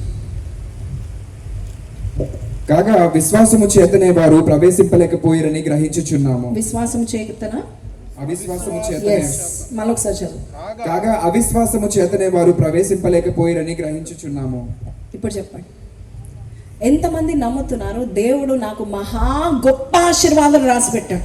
అవి కంటికి కనబడవు, చెవికి వినబడవు, హృదయానికి గోచరమైన ఆశీర్వాదాలు. హల్లెలూయా. నమ్ముతున్నారా? దేవుడు ఊహించిన దానికంటే, అడిగిన వాటికంటేను, ఊహించిన వాటికంటేను అత్యధికముగా ఇచ్చే దేవుడు. ఎంతమంది నమ్ముతున్నారు? ఎస్, మీరందరూ ప్రవేశించబోతున్నారు. Today is the last day. For what? First దశకి లాస్ట్ డే, సెకండ్ దశకి లాస్ట్ డే. రేపటి నుంచి నువ్వు అడుగు పెట్టబోతున్నావు. ఎందుకంటే నీకు అవిశ్వాసం లేదు, నీకేముంది? విశ్వాసం ఉంది. నా దేవుడు నన్ను కాకపోతే ఇంకెవరిని పెడతాడు పైకి? దేవుడు మనల్ని ఏం పిలిచాడు తెలుసా? మీరు లోకమునకు, మీ ఇంటికి వెలుగెందుకు చెప్పలేదు, మీ గుడికి మాత్రమే, మీ సంఘానికి మాత్రమే ఎందుకు చెప్పలేదు? మనమంట దేనికి? లోకముకే, లోకానికే వెలుగు అంటున్నాడు. ఎంతగా ఆశిస్తున్నాడు మనల్ని. లోకానికి ఉప్పు అంటున్నాడు దేవుడు. హల్లెలూయా, హల్లెలూయా.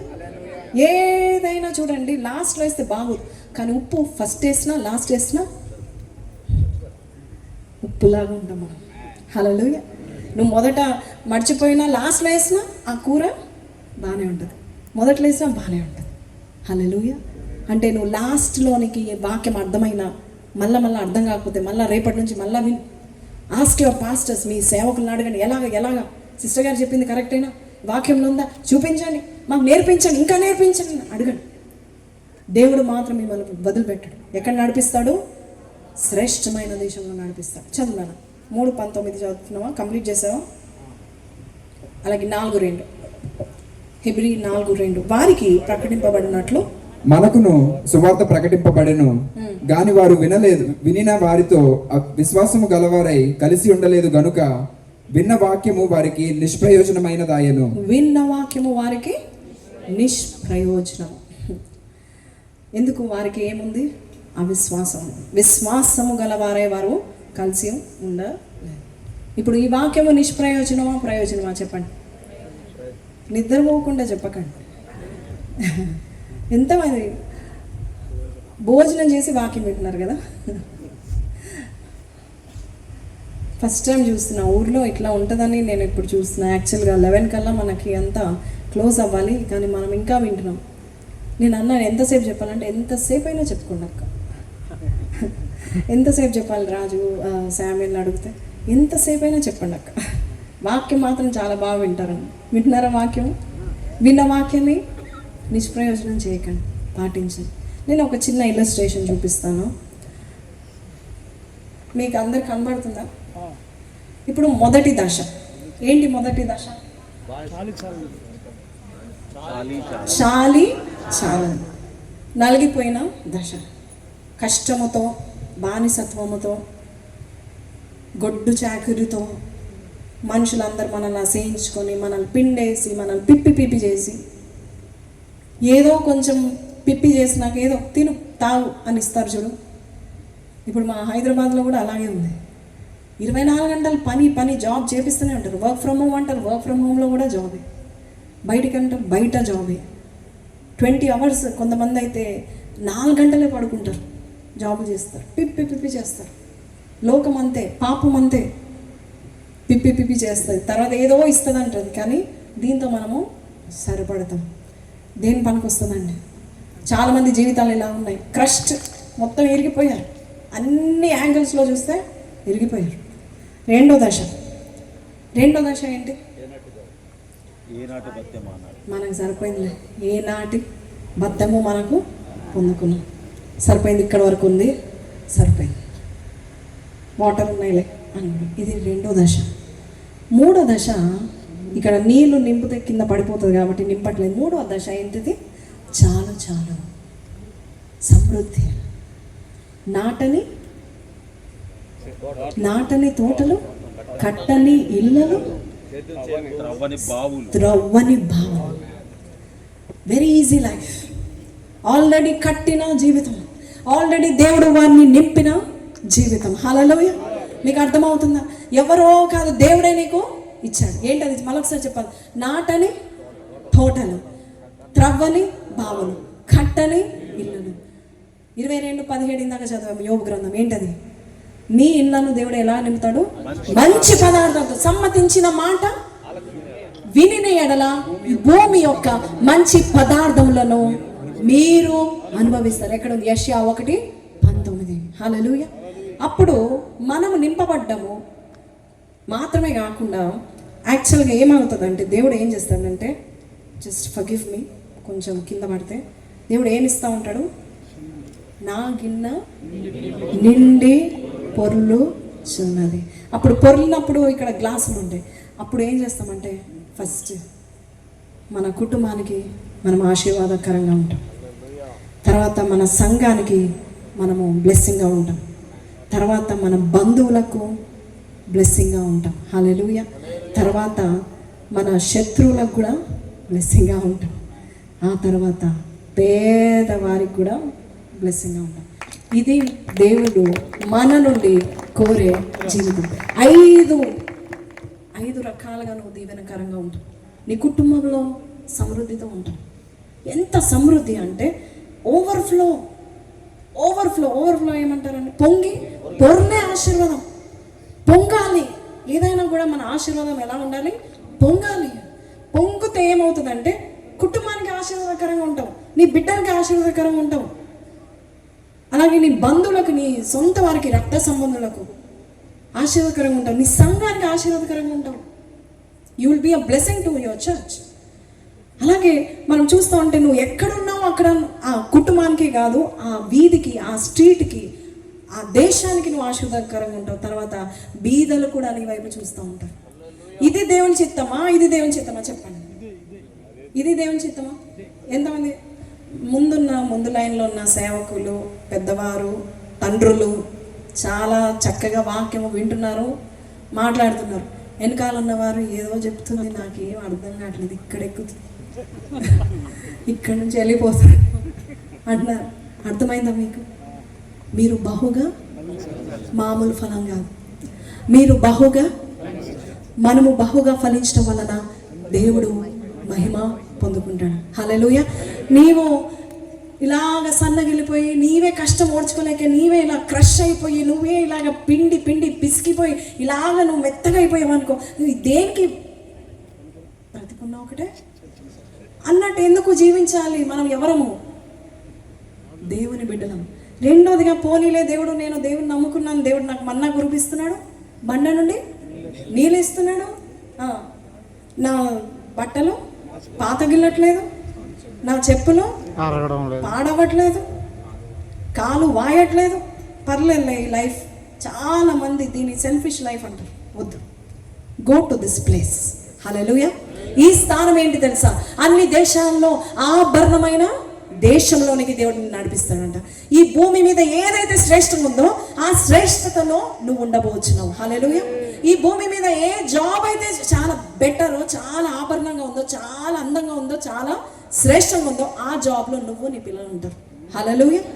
సో దేవుడు ఏం ఎక్స్పెక్ట్ చేస్తున్నాడంటే, నేను నీ బాధను చూస్తున్నాను, నీ శ్రమను చూస్తున్నాను, నీ గాయాన్ని నేను చూస్తున్నాను, నిన్ను శ్రమ పెట్టేవాడిని నేను చూస్తున్నాను, నువ్వు బాధపడ్డం నేను చూస్తున్నాను, నువ్వు ఏడవడం నేను చూస్తున్నాను.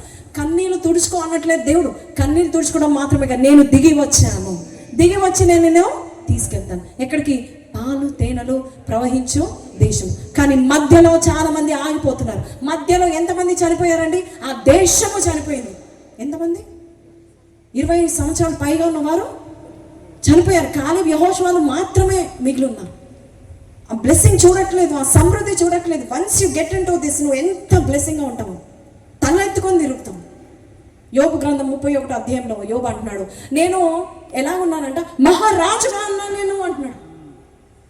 నా కుటుంబంలో, నా వీధిలో, నా గ్రామంలో, నా పట్టణంలో నేను ఎలా ఉన్నానో ఒక మహారాజులాగా జీవించాను నేను. ఎప్పుడు?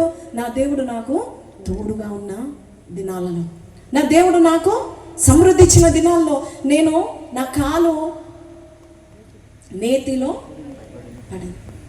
ఎక్కడైతే నేను అడుగు పెడుతున్నా, అడుగు పెట్టిన కాలు ఎక్కడ పడుతుందంట? నేతిలో అడుగు పెడుతుంది. అంతేకాదు, బండ నుంచి ఏమొస్తుందంట? నూనె ప్రవహిస్తుందంట. బండ నుండి నూనె వస్తుందండి. 29వ కీర్తన యోబు గ్రంథం ముగిస్తానండి, ఒకసారి శబ్దం. బండ నుండి ఏమొస్తుందండి?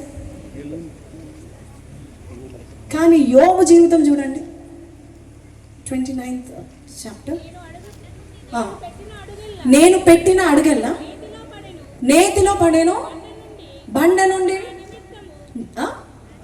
ఎవరి నిమిత్తము? ఒక్క బండ అంట, ఒక్క యోబు నిమిత్తము ఏమిస్తుందంట? నూనె ప్రవహిస్తుందంట. హల్లెలూయా! ఎంతమందికి అర్థమైంది? చూడండి, యోబు నిమిత్తమే, యోబు కొరకే బండ నుండి ఏమొచ్చిందంట? మనమేమో బండ నుండి కొంచెం నీళ్ళు ఇస్తే జారు ప్రభా. ఆయిల్ వాల్యూ ఎంత కాస్ట్లీ తెలుసండి, ఫ్యూల్. దేవుడు అంటున్నాడు, నీకు శ్రేష్టమైనది నేను ఇస్తాను అంటున్నాడు. హల్లెలూయా! మనమందరం లేచి నిలబడదాం.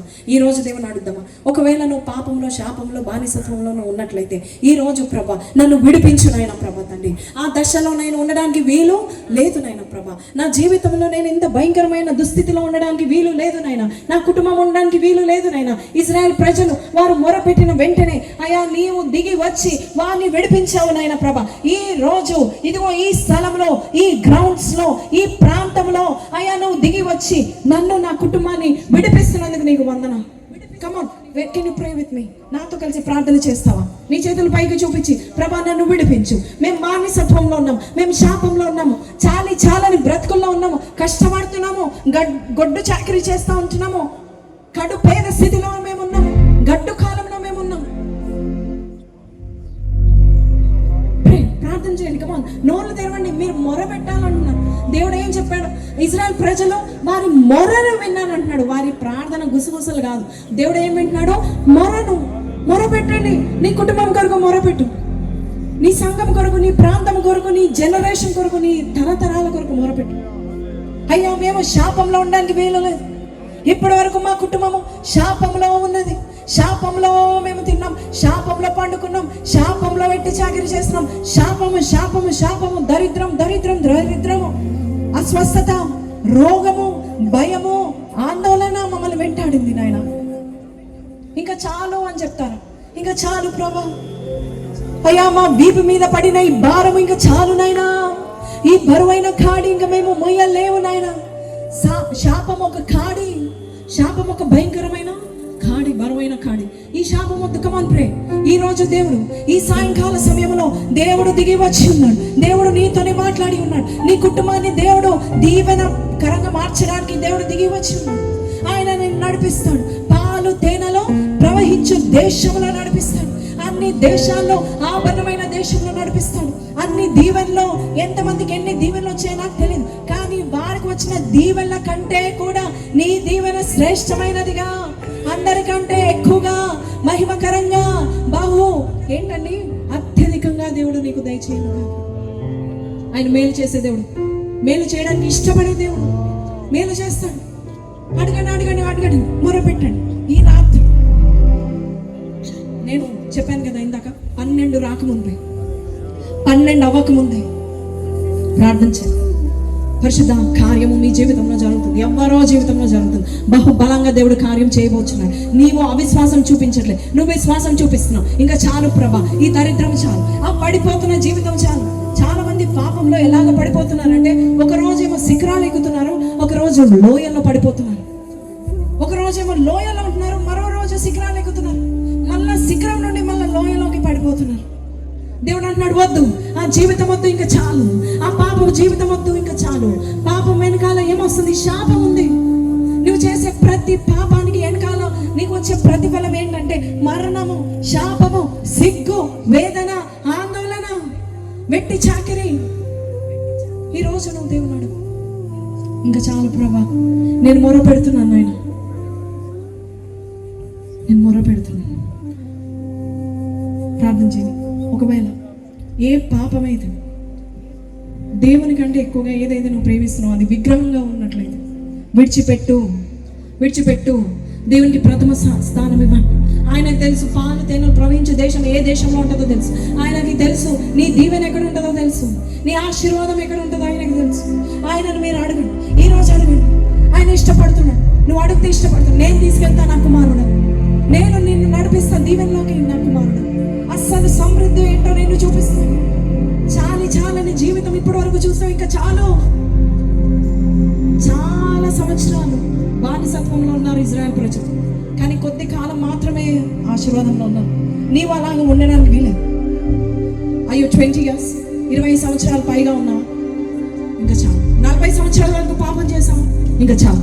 60 సంవత్సరాల వరకు పాపం చేస్తూ అదే పాపంలో పడిపోతూ లేస్తూ ఉన్నాము, ఇంకా చాలు. దేవుడు ఇప్పటికైనా దేవుడు నేను పిలుస్తున్నాడు, సమృద్ధిలోనికి పిలుస్తున్నాడు. సరిపడే జీవితం కూడా కాదు, దేవుడు నేను పిలుస్తున్నాడు. అయ్యా యేసయ్యా, అయ్యా నువ్వు దిగి వచ్చి అయ్యా నన్ను నడిపించు. నాకు తెలియట్లేదు ఆయన ప్రభా, అయ్యా ఈ యొక్క బానిసత్వం నుండి, ఈ భయంకరమైన శ్రమ నుండి, శోధన నుండి, ఈ బరువు భారము ఎలాగ నేను బయటపడాలో నాకు తెలియట్లేదు. క్రష్ అయిపోతున్నాను ఆయన, విరిగిపోతున్నాను, నలిగిపోతున్నాను. వాక్యం సెలవిచ్చావు నాయన, నలిగిన వారికి నీవు మహాదుర్గమని సెలవిచ్చావు నాయన. నలిగిపోయిన నా జీవితానికి నువ్వు మహాదుర్గంగా ఉంటున్నావు. నీకు వందనాలు అయ్యా, నా జీవితాన్ని మారుస్తున్నావు. Change my story, change my journey, change my tracks. అయ్యా నా ట్రాక్ రికార్డ్ మార్చండి. ప్రార్థించండి, బిగ్గరగా చేయండి, మొరపెట్టండి. ఆశీర్వాదంలో ఎవరైతే నడుస్తారో దేవుడు చెప్తున్నాడు, ఈ 5 కప్స్ ఎలా ఉన్నాయి నీ జీవితంలో కూడా ప్రతి ఒక్క గ్లాస్ ఒకటి చూపిస్తాము. వచ్చే తరం నీ కొరకు వెయిట్ చేస్తాము, వచ్చే తరము నీ కొరకు వెయిట్ చేస్తుంది, వచ్చే తరము నీ కొరకు వెయిట్ చేస్తుంది.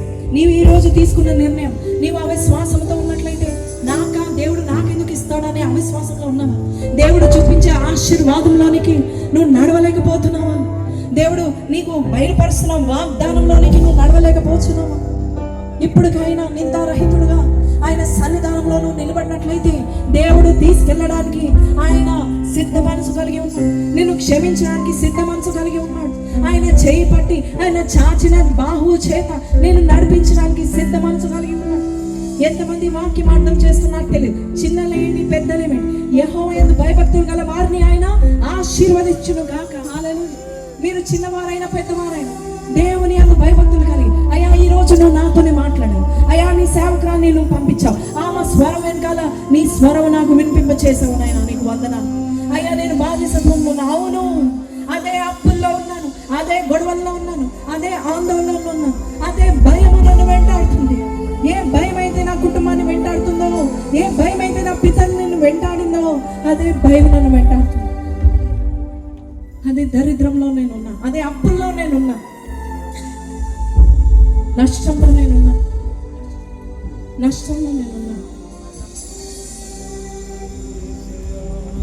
ప్రార్థన చేయండి. నా దేవుడు నేను తీసుకెళ్తాను, నీ చేయి పట్టుకున్నా, నేను విడిపించడానికి కాదు, విడిపించి నిన్ను గొప్ప చేయడానికి. శ్రమల్లో నీకు తోడుగా నిన్ను విడిపించి నిన్ను గొప్ప చేసే దేవుడు. హల్లెలూయా. ఆయన విడిపించే దేవుడు మాత్రమే కానే కాడు, ఆయన విడిపించి గొప్ప చేసే దేవుడు. హల్లెలూయా. శ్రమలో నీకు తోడుగా ఉన్నాడు, నీ కష్టంలో తోడుగా ఉన్నాడు. నువ్వు శ్రమలు పడుతున్నావు, నువ్వు ఏడుస్తున్నావు, నువ్వు కన్నీరు కాడుస్తున్నావు, దీవారాత్రులు నొప్పులను బాధపడుతున్నావు. అయ్యో ఈ శ్రమ నేను తాళలేకపోతున్నాను, ఈ గండు కాలం ఎప్పుడు దాటిపోతుంది, ఎప్పుడు అయిపోతుందని నువ్వు అనుకుంటున్నావు. నా దేవుడు చెప్తున్నాడు, మేలు చేసే దేవుడు చెప్తున్నాడు, అందరికి ఉపకారం చేసే దేవుడు చెప్తున్నాడు, కృంగిపోయిన వారిని లేవనెత్తే దేవుడు చెప్తున్నాడు, పడిపోయిన వారందరినీ ఉద్ధరించే దేవుడు చెప్తున్నాడు. చెప్తున్నాడు, ఇదిగో నేను నీ కొరకు రాసి పెట్టి ఉన్నాను. ఊహించినంత కంటే, అడిగిన దానికంటే ఎక్కువగా అత్యధికంగా నేను నీకు ఇస్తాను. నువ్వు నమ్ముచున్నావా? నీవు అవిశ్వాసంతో అడుగు పెట్టట్లేదేమో. నువ్వు నమ్ము, తీసుకెళ్తాను, నిన్ను తీసుకెళ్తాను. ఇప్పటి వరకు నువ్వు ఎంత ఆశీర్వాదం చూసావో నాకు తెలియదు, కానీ ఇప్పటి నుంచి 1000 times ఒకసారి ద్వితీయోపదేశకాండం 1:11 చెప్పి పెట్టండి. మనమందరం ఈ వాగ్దానం ఎత్తి పట్టుకుందాం. Deuteronomy 1:11 ఈ రోజు మనందరికీ దేవుడు ఇస్తున్న వాగ్దానం. May God increase you 1000 times. మీ పితరుల దేవుడైన యెహోవా మీ జనసంఖ్యను 1000 రెట్లు ఎక్కువ చేసి 1000 రెట్లు దేవుడు మనల్ని ఈ రోజు నుంచి ఎక్కువ చేయను గాక. 1000 రెట్లు ఎక్కువ చేయను గాక. 1000 times. ఈ రోజు నీకు ఏ దీవెన ఉందో అది నీకు 1000 రెట్లు చేయను గాక. నమ్ముచున్నారా? వారిలో ఒంటరైన వాడు, వారిలో కొద్ది అయిన వాడు బహు గొప్ప జనాంగం అవును గాక. దేవుడు 1000 times. May God increase you 1000 times. మోషే ఏమన్నాడు? May God increase you 1000 times. 1000 రెట్లు పలకండి, నోటితో పలకండి. జీవం మరణం నాలుకలో ఉన్నాయి కదా, పలకండి. అయ్యా, ఈ రోజు నుంచి నేను 1000 రెట్ల ఆశీర్వాదం నేను చూడబోతున్నాను. హల్లెలూయా. ఇస్సాకైతే ఆ కరువు కాలంలో, ఆ పొలంలో, ఆ దేశంలో ఆయన విత్తనము నాటినప్పుడు 100 రెట్ల ఫలితం చూశాడు. అయితే మోషే చెప్తున్నాడు, అయ్యా మీరు ఎన్ని రెట్లు చూడబోతున్నారు? 1000 రెట్లు చూడబోతున్నారు. హల్లెలూయా. 1000 రెట్లు. నీ కుటుంబంలో 1000 రెట్లు. నీ జీవితం 1000 రూపాయలు ఎత్తి దాన్ని 1000 రెట్లు చేసుకో. నా దేవుడు నిన్ను 1000 రెట్లుగా ఆశీర్వదించబోతున్నాడు. హల్లెలూయా. నీ తలాంతులు కొద్దిగా ఉన్నట్లయితే 1000 రెట్లుగా దేవుడు మార్చును గాక. నీ కృపా వరములు దేవుడు ఇంక్రీజ్ చేయను గాక. కొలతలేని ఆత్మను దేవుడు నీకు దయచేయను గాక. అడిగిన వారికి అందరికీ ఆయన ఇచ్చేవాడు. కలువసుకుని ఇదే ప్రార్థించాను, అయ్యా సమృద్ధి ఏంటో నాకు చూపించిన ఆయన. ఇంతవరకు చూడలేను, ఒక్కరికి ఇచ్చుట నాకు తెలియదు నాయన. నువ్వు మాత్రం 5 కప్స్ చూపించావు నాయన, 5 పాత్రలు చూపించావు. నువ్వు నీ కుటుంబంలోనే కాదు, నీ బంధువర్గంలోనే కాదు, నీ స్నేహితులు మధ్యలోనే కాదు, నీ సంఘం మధ్యలోనే కాదు, నీ పిల్లల మధ్యలోనే కాదు, వచ్చే తరాలకు కూడా నువ్వు దీవెనకరంగా ఉంటావని దేవుడు చెప్తున్నావు. అయ్యా నువ్వు నన్ను దీవెనకరంగా చేయాలి. అయ్యా నేను వచ్చే జనరేషన్కి కూడా అయ్యా నేను చాలా దీవెనకరంగా ఉండాలి. వచ్చే తరాలకు స్త్రీలలో ధన్యురాలని అనబడిన మరియగండి దీవెనకరంగా ఉంటాను. నన్ను 1000 రెట్లుగా చేయాలి. 1000 రెట్ల పరిశుద్ధత నాకు దయచేయి. 1000 రెట్ల కొలతలేని ఆత్మ నాకు దయచేయి. 1000 రెట్లు నేను ఒక్క చోట అడుగు పెడితే 1000 చోట్ల అడుగు పెట్టినంత దీవెన నాకు దయచేయమని అడుగుతున్నాను. యెహోషువ 1:3 ప్రకటించండి. అయ్యా నువ్వు అడుగు పెట్టిన చోటెల్లా నీ నవ్వును గాక. హల్లెలూయా. దేవుడు నీకు దయచేయను గాక. ఈ రోజు నీవు ఉట్టిగానే యాక్సిడెంటల్ గా ఏదో నువ్వు ఈ మాటలు వినలేదు. నా దేవుడు నన్ను ప్రేరేపించి పరిశుద్ధాత్మ ద్వారా ఈ వాక్యాన్ని వింటున్నావు. పరిశుద్ధాత్మ దేవుడు పని చేస్తున్నాడు, నిన్ను విడిపిస్తున్నాడు. ఏ వ్యసనం ఉందో విడిపిస్తున్నాడు. హల్లెలూయా. ఆ వ్యసనంలో నువ్వు క్షీణించిపోవడానికి వీలు లేదు, పడిపోవడానికి వీలు లేదు. My God is rising you up. ఇక్కడ నుంచి కొన్ని జనరేషన్స్ ని దేవుడు లేవనెత్తుతున్నాడు. కొంతమంది గొప్ప వారిని దేవుడు లేపుతున్నాడు. గొప్ప సేవకులను దేవుడు లేవనెత్తుతున్నాడు. యవనస్తులారా ప్రార్థన చేయండి. ఈ రోజు నుంచైనా అయ్యా నిజ రక్షకుడైన యేసయ్య నా జీవితంలో నువ్వు అడుగు పెట్టండి. నువ్వు దిగి రండి నాయన ప్రభు తండ్రి Yesayya. Come on pray, come on everybody pray. నా దేవుడు వింటున్నాడు. మొర పెట్టండి. మౌనంగా ఉండకండి. నీ నోరు బాగుగా తెరువు, అప్పుడు ఆయన నింపుతాడు. హల్లెలూయా.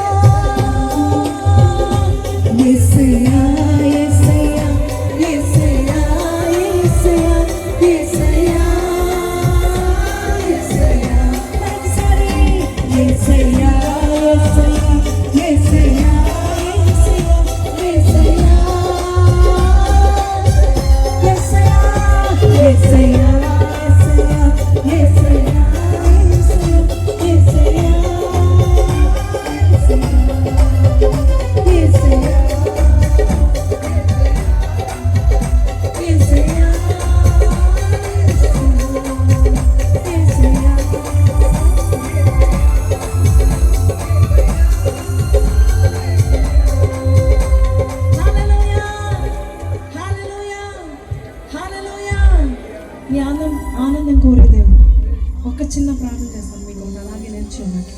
నా ప్రభువు ఇక్కడ ఉన్నాడు, నా రక్షకుడు ఇక్కడ ఉన్నాడు అన్నవారు చేతుల పైకి చూపించారు. మునిగిపోతున్న వారు హెల్ప్ అని కోరుకుంటారు కదా, హెల్ప్ ప్రభా హెల్ప్, నేను మునిగిపోకూడదు. ఎంతమంది అనుకున్నారు? మీరు ఎక్కడున్నా నీ రెండు చేతుల పైకి చూపించారు. అయ్యా నువ్వు నాకు సహాయం చేయండి, నేను మునిగిపోకుండా సహాయం చేయండి, నన్ను బయటికి లాగండి. అగ్నిలో నుండి ఒక్కరిని లాగినట్టుగా నన్నులో లాగుతున్నందుకు నీకు వందనాలు. పాపములు ఎన్నో ఎన్నో ఎన్నో ఎన్నో ఎన్నో చేశారు, అయినా నీ వద్దకు వస్తే కృప దొరుకుతుంది నాయనా, వాత్సల్యము మెండుగా దొరుకుతుంది ప్రభా. నీ వద్దకు నేను వచ్చున్నాను, నా పాపమును విడిపిస్తున్నందుకు నీకు వందనాలు అయ్యా. ఈ దీన దశ నుండి ఉన్నత దశలోనికి తీసుకొస్తున్నందుకు నీకు వందనాలు. నా స్థితి ఈ రోజు కొద్దిగా ఉండొచ్చు, తుదకు అది మహాభివృద్ధి పొందును గాక, మహాభివృద్ధి పొందును గాక. Keep your hands up. మీ చేతులు అలాగే పైకి ఉంచాలి, ప్రార్థన చేస్తాను. పైన సేవకులు కూడా ఉన్నారు, వారు కూడా ప్రార్థన చేస్తారు మీ కొరకు. హల్లెలూయా. పరిశుద్ధుడ మహోన్నతుడు తండ్రి, స్తోత్రాడ సృష్టికర్త, సకల ఆశీర్వాదములు కారణభూతుడవు తండ్రి, సర్వోన్నతుడ సర్వాధిపతి అయ్యా, నువ్వు సర్వం ఎరిగిన దేవుడు, సర్వ భౌమానికి వందనాలు. మా మధ్యలో ఉన్న తండ్రి నీకు వందనాలు, నీకు వందనాలు, నీకు వందనాలు. ఈ రోజు మేము విన్న వాక్యము మా జీవితంలో నాటకపోయింది నాయన ప్రభా తండ్రి. అయ్యా నూరంతల ఫలము మేము చూడబోచున్నాము అయ్యా, నీ ఉద్దేశం మేము తెలుసుకుని ఉన్నాము అయ్యా, నీ ఆలోచన ఎరిగి ఉన్నాము నైనా, నీ మనసు ఎరిగి ఉన్నాము నైనా ప్రభా తండ్రి. యేసయ్యా మమ్మల్ని విడిపించడం మాత్రమే కాదు, శ్రమలో మాకు తోడుగా ఉండి మమ్మల్ని విడిపించి మమ్మల్ని గొప్ప చేయ మొదలు పెడుతున్నందుకు నీకు వందనాలు. అందరి ఎదుట నాయన ప్రభా అయ్యా, నీ చలికాండల ఎదుట, నీ సహోదరుల ఎదుట, వారందరికంటే గనుడుగా నేను చేయబోచునని చెప్పిన వాగ్దానం బట్టి నీకు వందనాలు, స్తుతులు, స్తోత్రాలు. వేదనలో ఉన్న యబ్బేసుని నువ్వు కనికరించావు నాయన ప్రభా తండ్రి. అడిగిన వెంటనే, మొర్ర పెట్టిన వెంటనే నిశ్చయంగానే నన్ను ఆశీర్వదించు, నిశ్చయంగా నా సరిహద్దులు విశాలపరచినప్పుడు ఆయన చేసిన మనవిను ఆలకించావని వాక్యం సెలవిస్తుంది. ఈ రోజు నీ బిడ్డలు చేస్తున్న మనవి, నువ్వు వాక్యమును అయ్యా ప్రకారంగా చేసిన మనవి నువ్వు సెలవిస్తున్నందుకు నీకు వందనాలు. ఆ మనవి నువ్వు దయచేస్తున్నందుకు నీకు వందనాలు. నీ బిడ్డలు నాయన ఉన్న చోట ఉండిపోవడము వారికి ఇష్టము లేదు నాయన అయ్యా, ముందుకు వెళ్దామని కాలేబు వంటి మనసు, యోగ్యమైన మంచి మనసు కలిగి ముందుకు వెళ్తున్నారు నాయన ప్రభా తండ్రి. పాలు తేనెలు ప్రవహించు విశాలమైన మంచి దేశంలో, విశాలమైన ఆశీర్వాదంలో, విశాలమైన దీవెనలో అయ్యా, విశాలమైన దీవెనల కప్పు కింద బిడ్డలు, వారి సంతానము, వారి జనరేషన్ ఉండును గాక అని ప్రకటిస్తున్నాము నాయన ప్రభా తండ్రి. ఈ రోజు ఎవరైతే బానిసత్వంలో ఉండి అయ్యా నాయన ప్రభా తండ్రి ఎవరికి పనికి రాని స్థితిలో ఉన్నారో, అందరూ హేళన చేసే స్థితిలో ఉన్నారు, అట్టి గడ్డు కాలంలో ఉన్నారు, దీన స్థితిలో ఉన్నారు, వారి పైకి లేవనందుకు నీకు వందనం. ఈ రోజు నుంచి వారి ప్రతి అవసరతలను చూసుకుంటున్నందుకు నీకు వందనం. వారి జీవితాలు అద్భుతాలు చేస్తున్నందుకు నీకు వందనం. బండ నుండి నీరుని తీసుకొస్తున్నందుకు నీకు వందనాలు నాయన ప్రభా. అంతేగాదు నాతో సరిపడట్లేదు నాయన. యోబు జీవితంలో నాయన ప్రభా తండ్రి యేసయ్యా, ఆయన కాలు పడిన చోటెల్లా కూడా నాయన నేతిలో పడినట్టుగా అయ్యా బండ నుండి నూనెను నాయన జుర్రించావు నాయన ప్రభా తండ్రి యేసయ్యా యోబుకి. అలాగే మా జీవితంలోనైనా ప్రభా తండ్రి యేసయ్యా అయ్యా, మాకు జుర్రిస్తున్న ఆ నూనెను బట్టి, ఆ నెయ్యిని బట్టి నీకు వందనాలు, శ్రేష్టమైన పదార్థం బట్టి నీకు వందనాలు నాయన ప్రభా. ఈ రోజు చాలు అనే వరకు మమ్మల్ని దీవిస్తామని చెప్పినందుకు నీకు వందనాలు నాయన ప్రభా. ఇంకా చాలు ప్రభా నాయన, సరిపోయింది నాయన, సమృద్ధిగా ఉన్నాను నాయన ప్రభా, నన్ను దీవించినందుకు నీకు వందనాలు. నోటి నిండా స్తుతి ఉండేంత వరకు మమ్మల్ని దీవిస్తున్నందుకు నీకు వందనాలు. ఈ రోజు చేతులు చూపించిన ప్రతి బిడ్డ జీవితంలో అట్టి దీవెన వారు పొందుకుంటున్నారు యేసు నామములో ప్రకటిస్తున్నాము నాయన ప్రభా. వారి జీవితంలో కొరత ఉండదు, ఎందుకంటే మా తండ్రి ఉన్నాడు, పరలోకపు తండ్రి ఉన్నాడు. కొరత అనేది తీసివేసే తండ్రి ఉన్నాడు.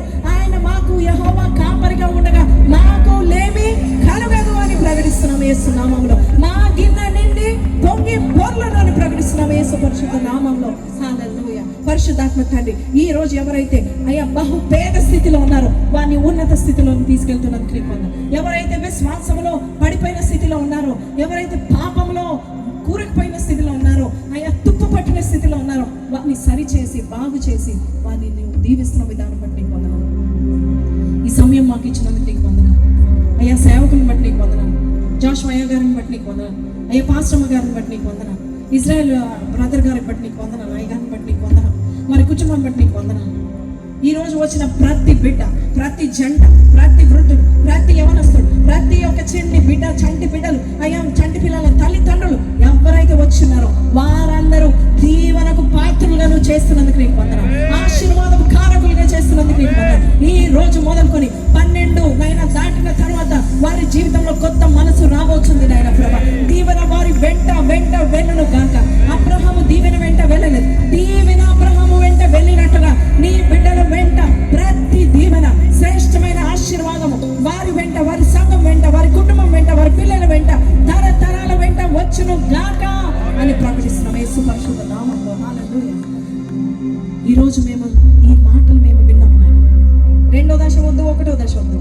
నీవు మా కొరకు దాచిపెట్టిన దశలో, మా కొరకు ఉంచిన ఆశీర్వాదంలో దేవుని ప్రేమించు వారికి అనగా ఆయన ప్రభు తండ్రి తన సంకల్పం చొప్పున ఉన్న వారికి అయ్యా కీడు కూడా నాయన మేలుగా మారుస్తున్నందుకు నీకు సమస్తము మేలు, సమస్తము మేలు, సమస్తము మేలుగా మారుస్తున్నందుకు నీకు వందనాలు. ఈరోజు ఎవరైతే విశ్వాసంతో ప్రార్థన చేశారో, ఈ ప్రార్థనలో ఏకీభవించారు అయ్యా, వారు ఈ రోజు మొదలుకొని వారు జీవించినంత కాలము సమృద్ధిలో వారు అడుగు పెట్టుదురు గాక. ఎవ్వరి కింద వారు ఉండడానికి వీలు లేదు. వారు తలగా నియమిస్తున్నందుకు నీకు వందనాలు. తోకగా ఉండడానికి వీలు లేదు నైనా ప్రభా తండ్రి. అయ్యా అయ్యా వారి అయ్యా ఇంటిలోనైనా ప్రభా అయ్యా నూనె బుడ్డి నింపబడును గాక. అయ్యా దాన్ని పిండిపిస్తున్న తొట్టి నింపబడును గాక. పొంగి పొర్లును గాక. వారి గిన్నె నిండి పొంగి పొర్లును గాక. వారి శత్రువుల ఎదుట భోజనం సిద్ధం చేస్తున్నందుకు నీకు వందనాలు తెలియపరుస్తూ యేసు పరిశుద్ధ నామములో అడిగి వేడుకుంటున్నాము తండ్రి. ఆమేన్. ఆమేన్. చప్పటి కొట్టి దేవుని మహిమ పరచుదాం. బిగ్గరగా హల్లెలూయా.